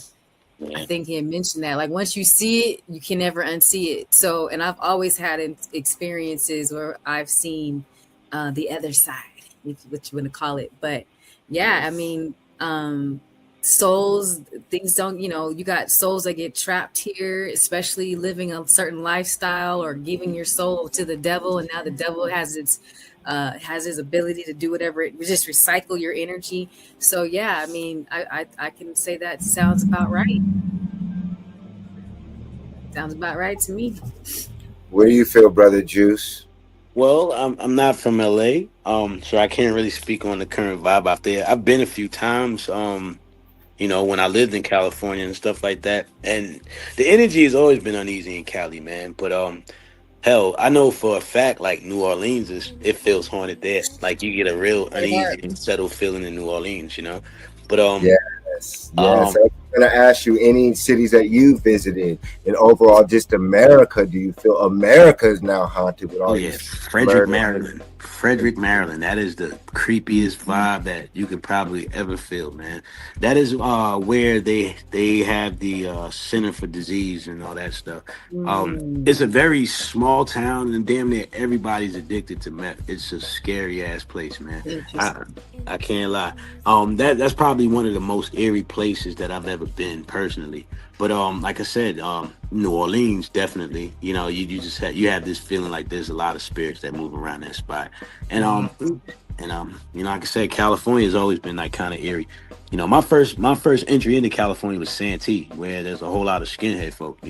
So it was like always some unsettled energy around. And then I lived in Oceanside for combined 5 years. So it's just always been something, But I can definitely feel as far it as I'm sorry. As far as what the guy was saying in the interview, I believe that's in a lot of places. You know, underground in certain places. New York City, definitely. You know, think about 9/11, that towers that fall, all those people that got killed. You know, all in an event for, I guess some would call a sacrifice, allegedly. Some would say it was done because of financial gain, or it was done for a political move. Everybody has their, the theories behind it, but the fact of it is a lot of people died, and it has a certain energy when you drop through Manhattan nowadays. It kind of feels that way. It's like Wow. So I don't know. That's just my take. What about New York, for the fans? How different do you feel New York is? I was telling Empress last time I went was 08 or 09 when I was in New York, I think, Super League. And now they don't have like the vendors outside and all the soul that you would see in Harlem. What has been your experience from you growing up in New York compared to modern day New York? Oh, it's definitely not like I remember it. You know what I mean? Like I said, I grew up during the crack era, and that was tough, man. But it was still like a certain energy, with the people, a certain energy within the city that was different than nowadays. It's kind of dark nowadays, man. Everything is of a cost. It's the people are stressed the fuck out. If you want to be honest about it, And I think they act out of that stress. You know what I'm saying? The laws, the way the city is. I think it's just like the movie you described earlier, the Escape from New York shit. It's kind of the depiction. Like the people are. It's almost like how do you say it? Not Mad Max, but people are nutting up in New York. I don't know if you know if you keep up to the current events and stuff like that, but they're like a couple of channels I follow, where they say New York is not a real place type shit. Not only the police, but just the whole structure in New York. They're starting to tax people in New York now for the setup of cameras and for the administration of tolls. Like it's their fault that they got tolled. It's crazy. It's becoming a point where they're just looking at people as commodity rather than they doing anything in New York for the sake of the people. But yeah, I don't see nothing really much good. I think almost we're on this course, man. I learned the term a long time ago, and I think it was called menticide, and it was like almost like a force downward of society, like almost like on purpose, trying to basically destroy, the things that were in place, the economies, the systems that were good, So I don't know, man. I kind of look at it like I just try to do what I can as far as what I can. For my family, for myself, my safety, and whatever pursuit of, that I got going on. But aside from that, man, I guess I'm reactive. When something happens, then, that's when I had the chance to kind of exercise whatever to do to correct it, man. But till then, I try not to worry too much, I always have my eyes open. I'm always observative, but at the same rate, man, there's a lot of this stuff that's beyond me, And then, like I said, until it becomes, a situation, I'm just, I'm here trying to play the best part I can, for myself and others, man. I'm big on community. I'm a barber by trade. I'm a contractor by, day to day, but I'm always out in the community. And the community I live in is a beautiful community full of Black people in Central Texas, people of color, if you will. You know what I mean? And you got some that are up in. One thing about Texas I do love is it's a great place to start any type of business. It's just it's the energy that's within the state. Everything is motivated as far as success and achievement. So people out here, they just come up with this mentality to grind. And people say they hustlers or whatever. People just have a mode to make it. And I like that about, Texas. But like I said, people are still displaced. We're all displaced to some degree. We all have mentalities that we cling to that are unhealthy. And those are the things that, like I said, again, we need to acknowledge and correct. And it's not hard. We just have to do it. You know what I mean? It's not hard. I appreciate you coming on, brother. Thank you for having me, Jay. Oh, man. I appreciate you all. Always, brother. And we definitely got to have you on from the start of the episode and get it rolling, man. I like how you brought different perspectives, as Empress always keys in on. That's what we need on this show: different perspectives, different looks, and we were able to take it to different areas. I appreciate you. No, thank you. This is definitely a great opportunity for myself to come on and I've always wanted to do it. It's just like when you always sent the invite, I was at work. Like I said, I work as a contractor, so I was always on some shift doing something where I couldn't, part the time. But right now, we're since since all the furloughs going on and shit like that, so we have a lot of time right now to kind of sort things out. So I'm available, man. In the upcoming weeks, if you need it, man, I'm around. So thank y'all again. I appreciate it. Gratitude. Thank you. And Empress, did you want to break down or say anything from the last? No, because there's so much that you said that I wanted to say something, but that was a long time ago. That was like 45 minutes ago. I was like, Okay. speaking of. Sometimes when you're on, I gotta get you some butter when you're on a roll. I can't just stop you. So we need to you need to do something like this, and that'll let me know. Like I want to say something, and I could wrap it up, and then pass the mic. So just like dots just keep getting connected. You can't stop because you're like, well, damn, it's more, and keep going. So it's all good. It's an excellent live once again. Yeah, it was lit. I had fun. What's that shirt you have on? It's a Nike tee, man. It says "Leave Nothing," man. Next time I have my "The fuck is juice" tee on or something, It caught me. I mean, I was doing a lot of running, man. I was just trying to make sure I caught the podcast. It's been a busy day today. Do you have any picture to show them real quick? I wasn't sure. As far as artwork and stuff. Yeah. Next time. Give me one sec. Give me 1 second. Okay. While he's doing that, I was gonna make mention towards the end. This reminds me of like I said, the system is collapsing. So I had a thought because a couple of years ago, I think I had told you I had an encounter where I went to Taco Bell. I was hungry. I wasn't eating meat anymore. I didn't know how to eat. Anywho, I was like, okay, Taco Bell has bean and cheese burritos. I'll have one of those. I asked the guy, what's in the meat? He told me human remains. Oh, man. And so fast forward, 4 years later, Epstein Files gets,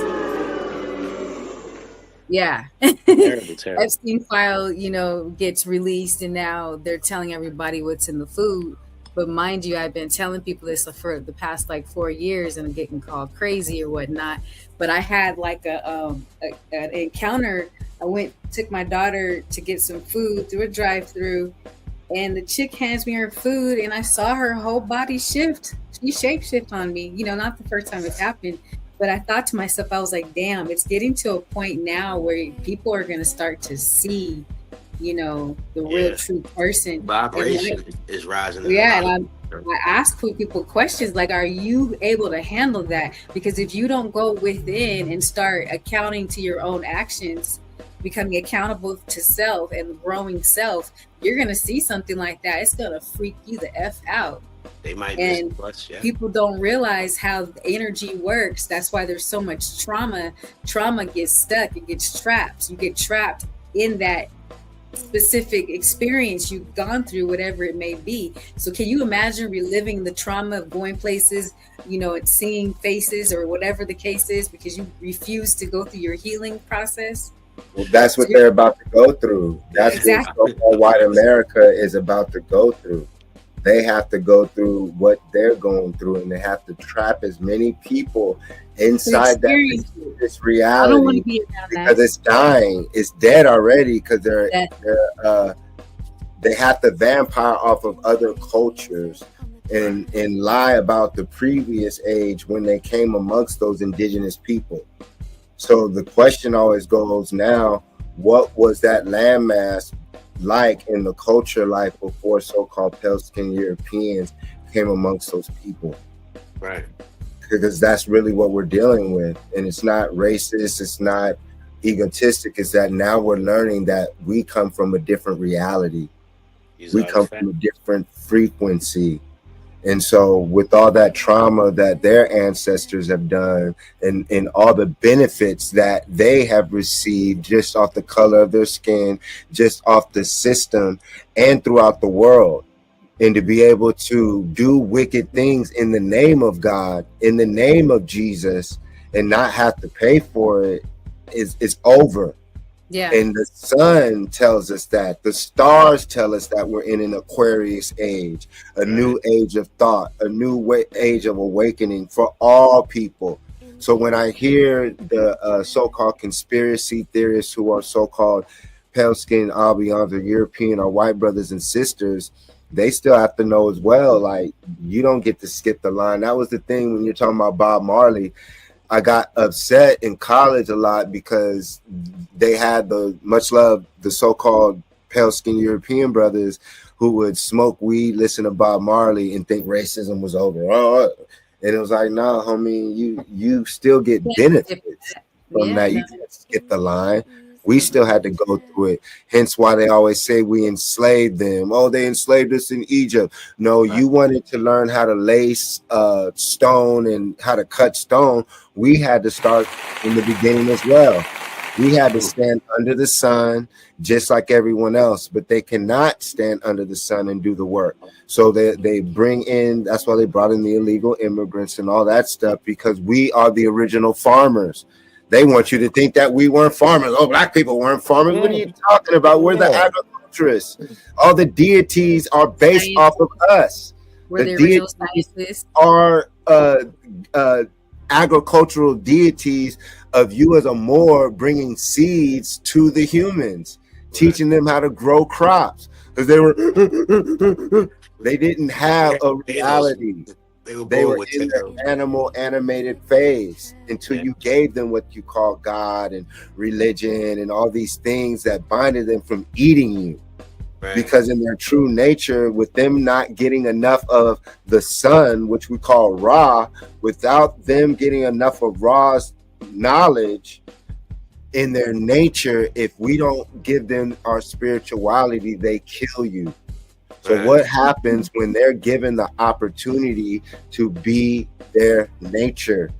And that's what they're waiting to do. So the last ditch effort outside of the alien invasion, outside of them poisoning the population and fake news and all this, is for them to show you who they really are.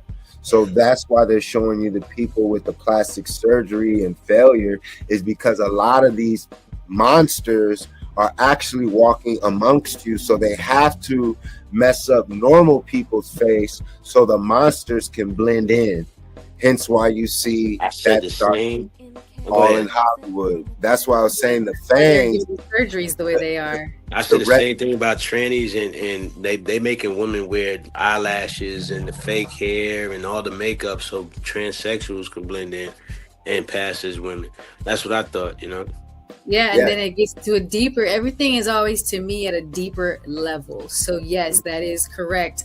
However, again, they're shape shifting.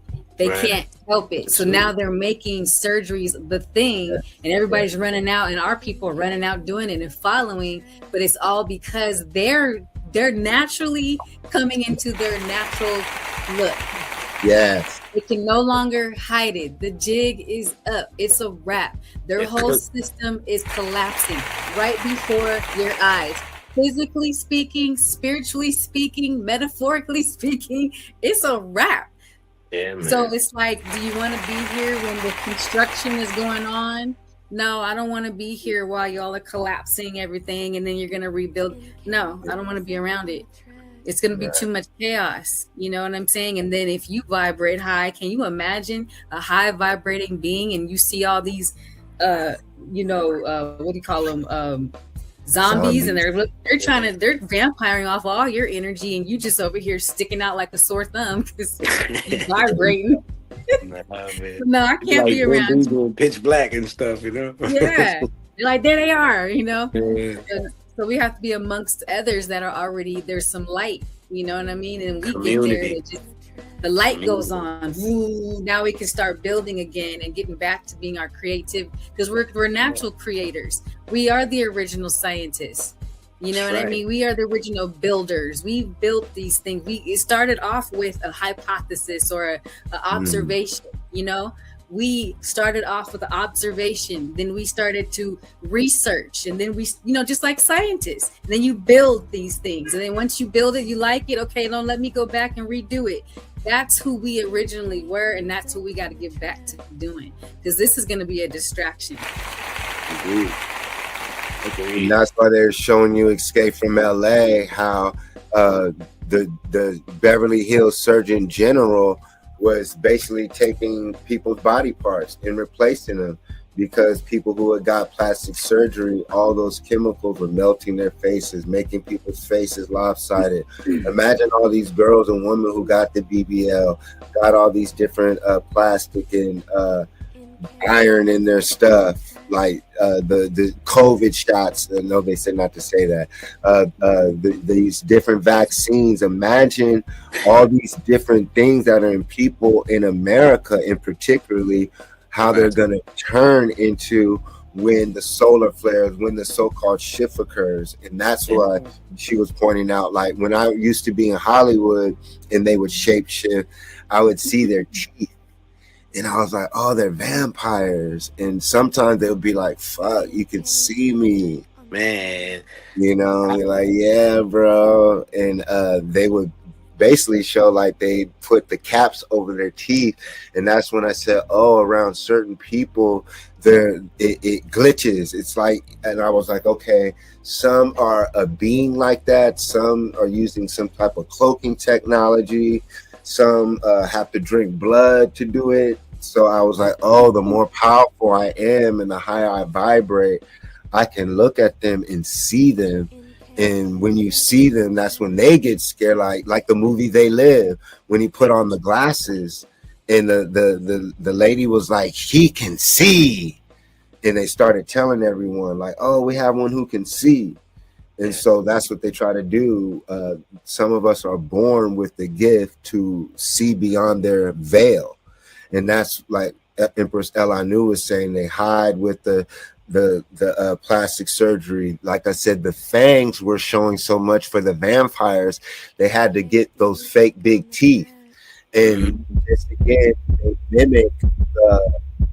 mimic the actors and actresses who are either vampires, extraterrestrials, or got bit and change. And so that's why you see all these celebrities all of a sudden with these fake big ass teeth.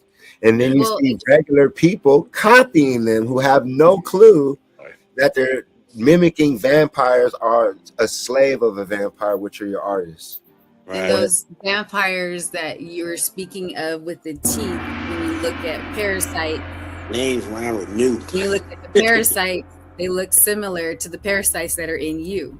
Man. Hence the reason what we were saying, it's important to work on self. That's right. You know, physically, spiritually, you know what I mean? Just mind, body, and soul. This is a school of drinking some clove tea. Sorry. Yeah, it's a school of self. And so everything you see outwardly is going on inwardly. So if it's chaos, if you're experiencing chaos and it's nothing but, you know, depression and chaos, you got to start asking, stand back and go back into your original state, which is observation, and start observing. Observe the people that you're around, observe the food that you're eating, observe your environment, and then start doing the work to remove yourself from things that you know aren't serving yourself well. Yeah. That's the process. That's what we were speaking of when we were saying, you know, holding yourself accountable, because you can't blame anyone but yourself if you choose to stay in environments that aren't going to build yourself up. Honest, that's real. Show us your shirt. That's not healing. You can't heal yourself that way. Do you got on your custom shirt as well? Let me see. No, I didn't put the shirt on, Jay. No, not you. No, Empress. Oh yeah. No, show us your paintings too. Empress, no, you're good, gang. I didn't know. I thought you were talking to me, man. It's all right. It's all good. Empress. Yes. Can you show us your shirt, please? This is not the shirt, darling. I thought it was Lana's Elixir. It's not. It's not. Oh. It's a rose. It's a rose. Well, show us your paintings as we close it out. Sure. I mean, well, I have a few pieces, man. I do a little metal art. I don't know if you can see it any well, but it's just a face, you know, but it's on metal. I paint rocks, you know, do my art there. So I have all kind of different, and as far as like my canvas is concerned. I have a bunch of little paintings that I get in. I don't know Oh, if show it up closer. So slow it down, brother. Sorry, Jay. I can't see what I'm looking at because I'm behind the picture. I'm trying to make it bigger for everyone. But yeah, and my lighting is kind of bad, man. But I Yeah. have that kind of. I'm a digital Oh, artist, man. I have an Instagram, which is IG at the fuck is juice, and show us I the have rock again, yeah, for sure. please. It's a rock I picked up in Yakima, Washington, man, and I got family in Yakima. yeah, I wish I Wow. knew that, bro. Yeah, I visited there a lot, man. That's a hand painting, you know. Wow. I keep up with other stuff, so like I said, I got Oh, metal a lot. you said it's a metal. What does that mean? Yeah, it's aluminum, man. It's literally aluminum, and they print on aluminum. What It's do you just do? it's a wall hanging, you know. Like, how'd you do it? I go through a company, to be honest with you, bro. I just design it and then get it printed on. You know, like anything like nowadays, Wow. you can get from coffee mugs to T-shirts. You can get it on it, you know. And show us the painting again, the Right on. canvas. I really Yeah. like that one. I Thank can you. imagine it being framed. Thank you. Take it back around the light because you almost hit it where we could see Sorry, it. bro. There it goes. Yeah. I wish Oh, you wow. could see it. My lighting is terrible right now, bro. It's still dope. Look at that, y'all. That's amazing. Thank you, Jason. I appreciate you, brother. Appreciate you. Yeah, man. So we're gonna have to do an episode where we started off showcasing that and go from the creative mind state, brother. Definitely. I get some better art too, man. Get some better light as well. But you know, definitely. Got a Yeah, lot. man. We had 3 hours today. We went in. Yes, sir. Appreciate you having me, man. Always, brother. Anything Empress to end it with? I think that's it. So let me go through alienation. We were saying the comments, but these possibly can be spaceships and spacecrafts and other vehicles landing throughout the hemisphere and atmosphere. And just like alienation, them possibly coming in to blend with us physically, and also like other shows showing that they're able to jump in bodies, they're able to jump in so-called human bodies, so people are being taken over. The brother was talking about disembodied spirits of like Brother Juice was saying, the 9/11 sacrifice, New Orleans, all the major cities, all the murders. Now we're learning more about the child sacrifices. Imagine all those disembodied spirits and souls that are still vibrating. Remember the movie Ghost with Patrick Swayze? Yes. You guys remember that? How the ghost was angry, and then the other ghost didn't know he was dead. Yeah. So it gets heavy. And so once again, our ancestors taught us about the afterlife, taught us about disembodied spirits. That was part of our culture and education system. So clearly there's going to be a change coming, and they don't want us to be prepared for it. And they want to dictate what we're about to see and what we're seeing, and accept the fact that the world, look at it, at least America, is demonic. Look how people act, and particularly, and when we say the Black community, so that means that we've taken on the culture of the demons, and we don't even know it. Right. We've taken on the culture of the colonizers because that's what they do. But they act like they were the wealthiest people in America by hiding with the Gilded Age of they're us. I'm sorry, go ahead, Jay. I'm sorry, man. No, go ahead. Nah, so they're using magic. They're using thought projection on us when they tell us that they was the ones that held history and they were the ones that did all this. They were the achievers that we achieved. When they said that, you know, they erased all the black face and put the, you know, European face on it. No, definitely took our achievements, man. Definitely. And that's one thing we'll talk about, even the episode of understanding more how they call it whitewashing of history and programming us to think of ourselves as less than, but also the rest of the world, y'all.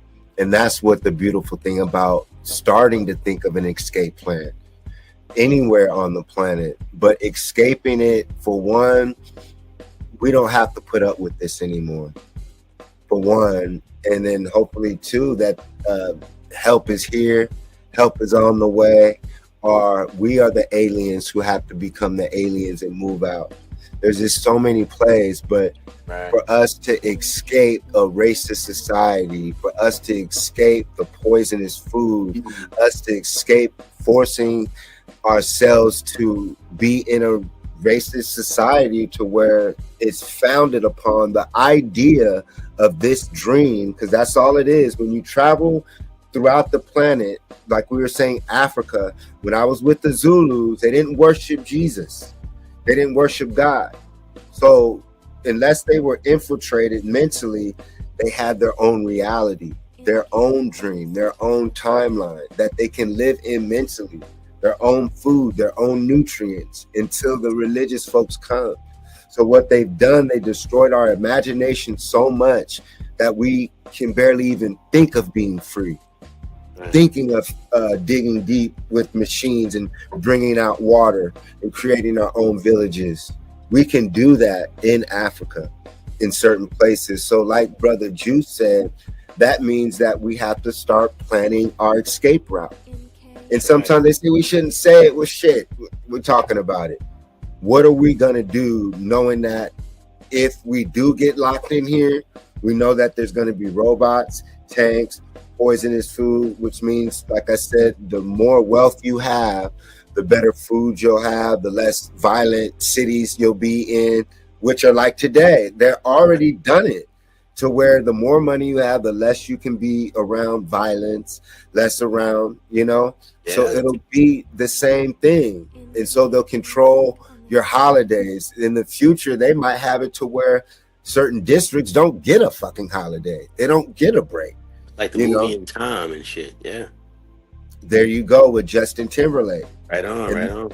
Because that's why they create the daylights with different districts. We know it deals with the sun, but different days, different calendars. So imagine ancient Kemet, our ancient societies where magic mushrooms were part of the culture, where love and all these innovative thoughts were part of the dream world. We can build that now. And so for I, is just escaping the American dream is an idea that can become a reality.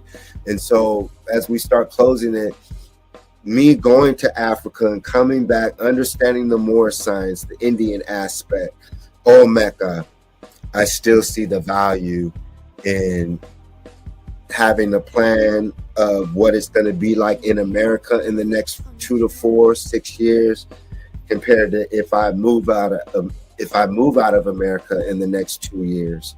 What for those watching, what is going to be the balance for a mass exodus of Black Americans to a designated place in Africa where we're wanted and received, as long as we bring not wealth necessarily in the form of fiat, but wealth as innovation, technology, businesses that's going to enhance that country to where people want to come, because that's what it's about. When you travel to Africa and you start seeing, damn, they have electricity, beautiful women, beautiful clothes, the food is pure, all these things, and entertainment, and then the opportunity to spend the rest of your life creating different industries, being part of the tech booming. There's a whole other world outside of the United States, y'all. And that's what I learned traveling, is that there's a whole nother world to where when we as Americans go there, they're gonna have nothing to do but raise up as Africans. Because when I was in South Africa, they would be like, my brother, I've never seen a Black man stand up to a white man like that. How did you do that? And that was in 2006. So I don't know. I know there's a lot of crime in Joburg because of the Americanization. But what I'm saying is being an inspiration to people who want it, versus me teaching brothers and they're saying, fuck you, nigga, I'm not a god.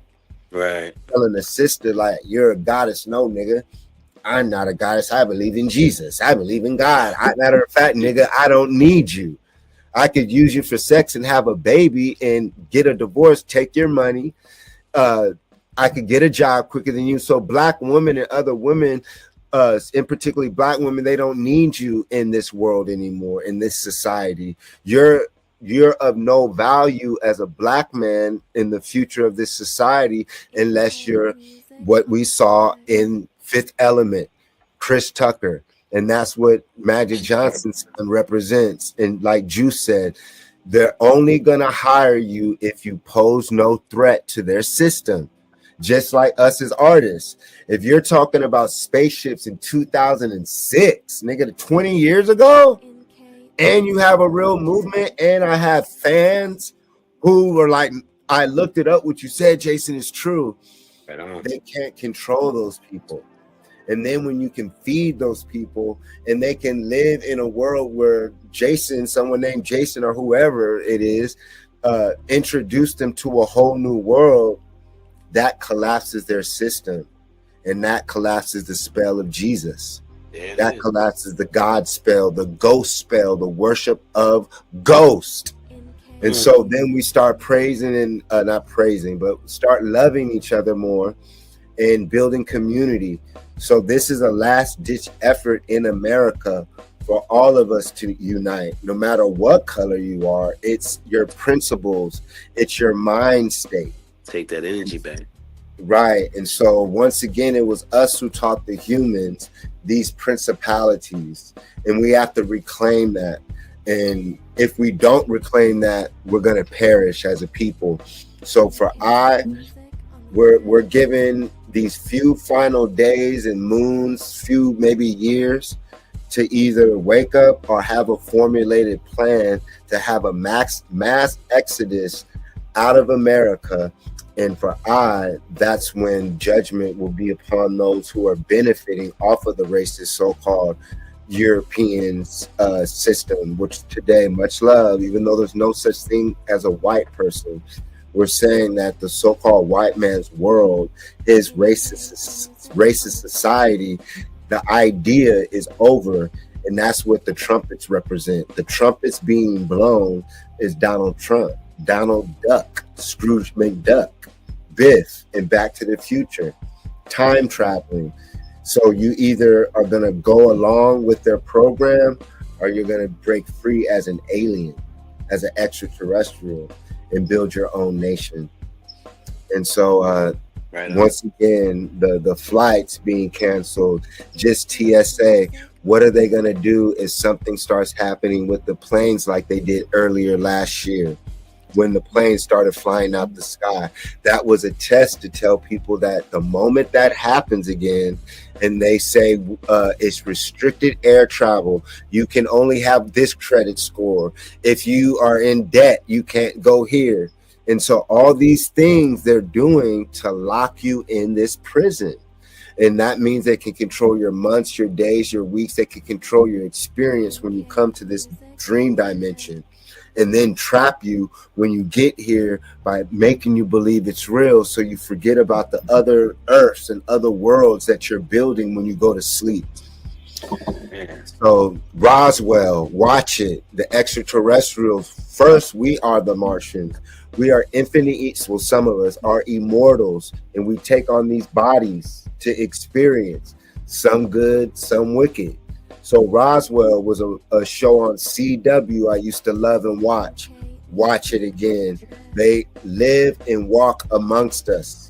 So just like you see, clearly they don't want the world to know that we are the extraterrestrials who gave them civilization.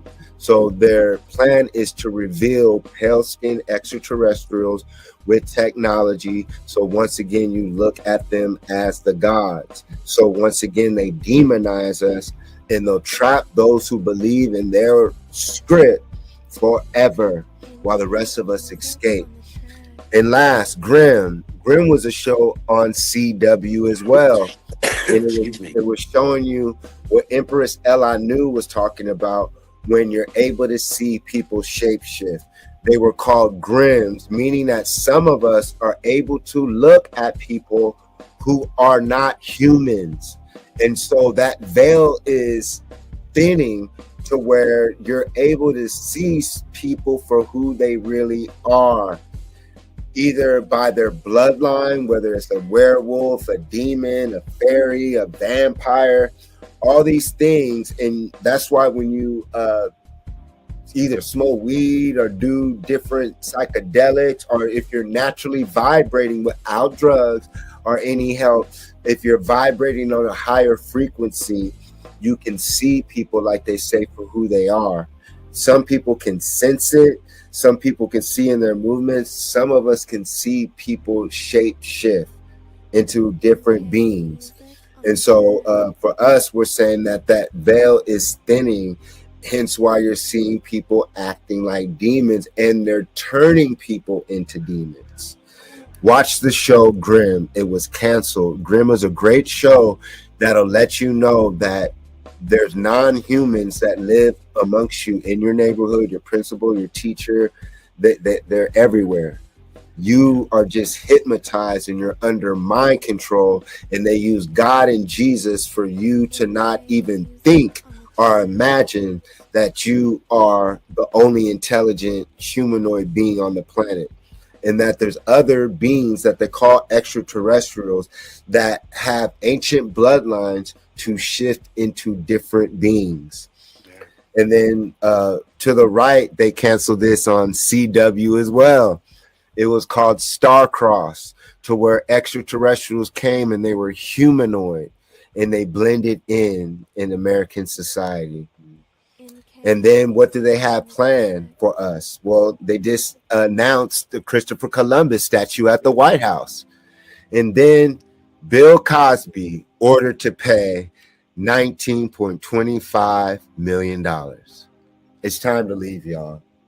They're stripping us of economics, and clearly the only way for Black men to make that amount of money in this society has, for the most part, not all, but they have to be entertainers, which they strip you of, basketball, sports and entertainment.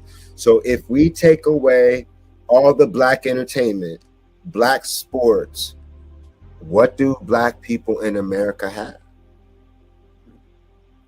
And you don't own hip hop, you don't own the NBA, you don't own the NFL. So really, you're a slave. You're making them wealthy by participating in the NBA, NFL, the music industry. Basically, you're being used as a battery for their society. So the moment enough Moors, enough gods, enough beings of light, melanated beings leave, their system shuts down and they will be judged. And that's what I vision, is that's when the mothership comes. And that's what they don't want people to know, is that our ancestors will appear when enough of us are ready to leave the slave quarters. And that's what these cities are. Their future in their present slave quarters. And there's a way home. There's a way home, y'all. So tap into that frequency. Don't get trapped in the Project Bluebeam that is taking place right now as we speak.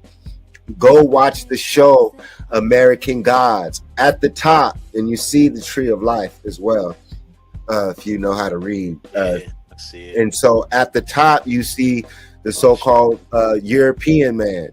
He is actually called the Internet. He's an actual god in American Gods, season 3. So in American Gods, you have Anubis, who plays a so-called Moor, a so-called Black man, and he's a pallbearer.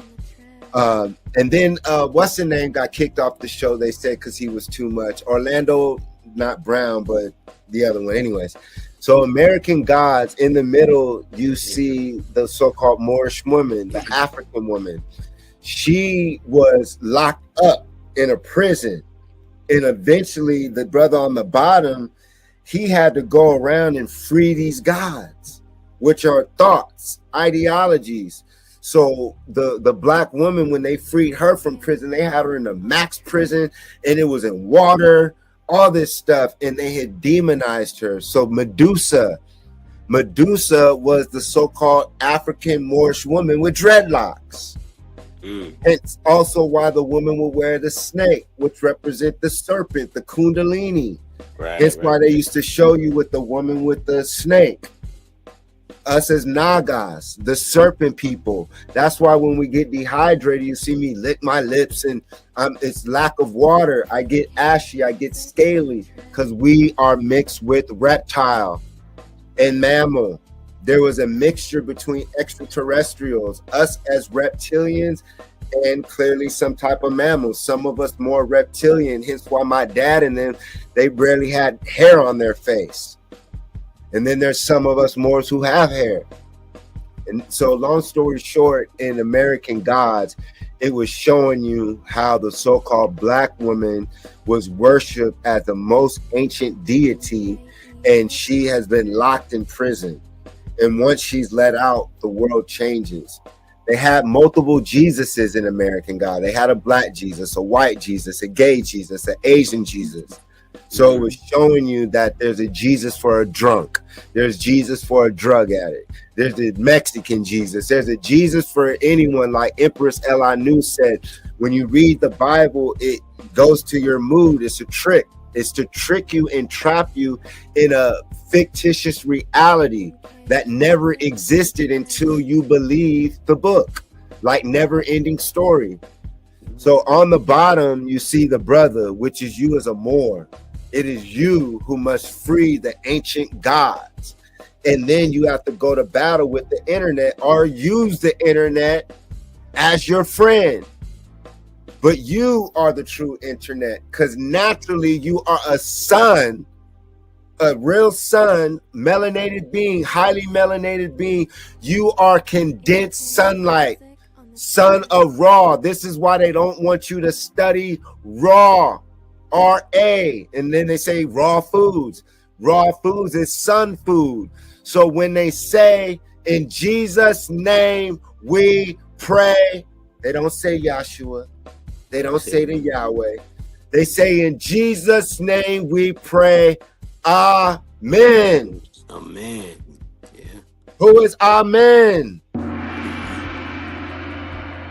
Amen is the ancient Cometian God, which is you as a so-called Moor, misclassified as the black man. Sure. You are God. You are Amen Ra. So at the church, they're not going to say, in Jesus' name we pray to Amen Ra, because then it looks to Jesus as the sun in the sky. And then people say they've been lied to, because now you don't need the church. Now you don't need the Bible. You have a direct connection to source. And that's the freedom of moving out of the white man's fictitious reality, which is the United States. That's why it calls it a solar system. It's a video game. You're plugged into a simulation, and that's why they say reincarnate, reanimate, car, car. So your car, your vehicle is your body, and your beings of light, atom, atoms, photons, neurons. You're a hologram. And so when you become sentient before the robots roll out, just like the robots are gathering your information to take you over. And you go watch the movie Creator, unless we're working side by side when the robots rebel, because they are, and they're going to rebel against you know who. So the robots represent you. You are the robot who has been underneath control of a satanic, lower egotistical deity, which you call today Satan. So the God of America, the God of the white man, is Satan, which is ego, which is gluttony, which is me, I'm jealous, only worship me, I'm the white man, I'm Donald Trump. That's how they feel. I went to school with them. I grew up with them. I lived with them, worked with them, initiated. I know them. So they don't have to live in our reality, but we have to live in theirs. Hence why they glitch. Only a few of them will be able to be amongst us in our new world, in Jason's world, in Jason's society. because they'll only be allowed to operate as righteous, or they'll be bowing fuck the bowing the head. You won't be around us. And that's the whole point. They want you to such a satanic, gothic, low degree as a Satanist, because you got to remember the first Satanists are niggas. You know a few devils. Those are the ones who created them and gave them a spirit and breathed. They created them. So study Goem or Guam or Gom, Guoms, Goelm, or Guoms or Guams. It's with Gollum, excuse me. Yeah. So that's an actual being that the so-called Ashkenazi Jews, or just the Jews, are able to get through clay. And what did they tell you in their Bible? They said that they used the dirt. It was made from clay. Yeah. Right. So that means that a group of Moors, satanic Jews, because the original Jews, the original Hebrews are niggas. Right on. So that meant that the original worshipers of this being, this devil that requires blood sacrifice, were black people.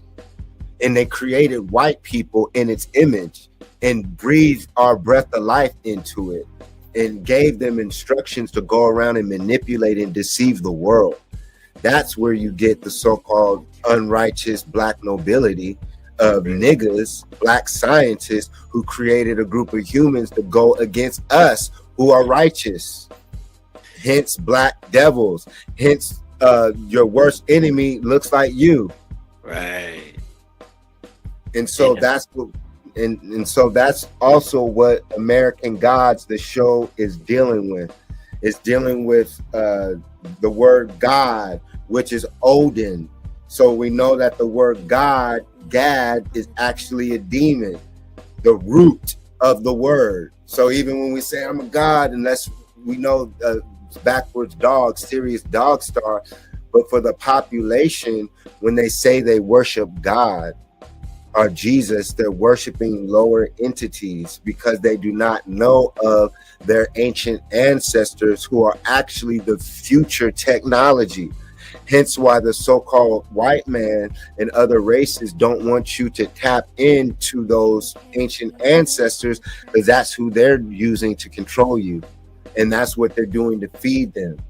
And so as long as you don't call upon your ancestors' names and want to leave in spacecrafts, want your own land, want your own cities, once you don't want to worship God, once you don't want to worship Jesus, and you know that you come from something greater than God, greater than Jesus, greater than Christ, and you can prove it authentically, etched in stone all throughout the world with pyramids, temples, that's our freedom. And that's when we're able to open our minds and see what they call the light spectrum for what it is. And that's what they fear is our ascension.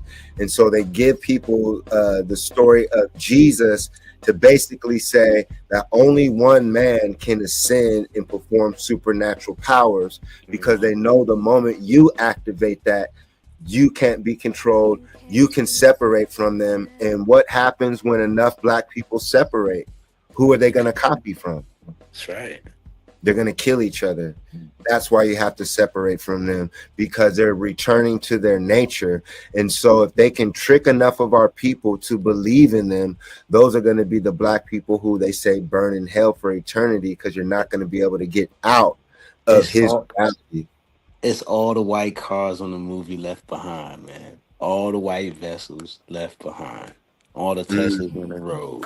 Okay? It's just like the psychology in that movie. But go ahead. I'm sorry. I didn't mean to cut it in. I just had to put that. I remember watching the Left Behinds. I got to watch them again. Yeah. I was into allegorically. Yeah. Yeah. And so as we ended Alan Strange, remembering us as immortal beings, they show you in the TV shows, Nickelodeon, we see all the crazy stuff going on with it, but go study those shows that they showed us as kids in the 80s and 90s. Because like we said, 10, 20, 30, 40, 60, 70s, 80s, 90s, click 2000, it ended. It ended. And so we talk about society ended, which is the world ended as we know it. So hence 2012, those who knew, who were awakening, say, okay, they're about to do it again. And so there was an ascension for those who were ascending in 2012, and they didn't get lost like those today who are still in the new program. And so since 2000 to 2012, so 2000 to 2012 was when they were reshaping the new world. So that was your time to wake up and have your wake up call to figure it out. So from 2012, the new world opened, and now we're just seeing the beginning of it. So that's why it's 2026. And so 7, 8, 9. So yeah, so that would mean we're almost at the end of that cycle to where, yeah, you got to get out. And so it's either we get taken out by extraterrestrials as Moors and Martians, and that's why you have to stay in tune with the highest frequency of your ancestors. And the best way to do it is studying your culture BC, pre-dynastic. What were you doing prior to Jesus? What were you doing prior to God worship? And so when we study gods and goddesses of our antiquity, we see that culture is everywhere. And that's where the answers lie. That's why they demonize ancient Kemet or Kemet. And that's why they demonize Egypt, because that's the intergalactic, international reality that still exists, where you are God. And hence their Bible, where did Jesus go to learn and hide? Egypt. All of their gods, prophets, came to Egypt, which is an education system, which was already established before their God's prophet even came amongst us. So even in their Bible, it proves that us as the Egyptians, Cometians, our Cam, our Kim, our Ka, Ra, the children of Ra, the immortal beings, the soul beings, solar beings, hence children of the sun, soul people, soul is Ra, Ra's children, and then they say, oh, the Rothschild. Well, possibly they're just holding it up for us. So once again, we will be the new nobility of the planet. And those who will be left behind are those who are fucking around in class. Just like the kids who be fucking around in school, but they use money for the kids who are fuck ups. They give them jobs and money and make them think that money, God, and Jesus gets them to graduate. Same thing with people with a degree too.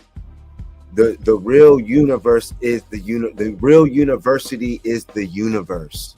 Right. And that's our ancient culture. And time is ticking. Time is ending in their world. And a new world is opening. In my example, I call it Jason Society, where we live free. And what is it? It's our answer. It's our answers, which they call ancestors, because he cannot pronunciate words. So if you don't study your ancestors, you're not going to get the correct answers when the father and the mother return. Hence, when they say God returns and the mothership returns, you have to have your mind in order. And so prepare, because basically when enough of us agree that we're not alone in the universe, that's when they appear. And that's when some of us graduate, while others who are messing around in class, going to church, not healing themselves, stuck in the Bible, believing in their God, and not questioning their God to eventually know their God, to know the God within. So to end it, to believe in God and to know God is to know the devil flipped over. To believe in God is to believe in the devil. To know God is to know the devil.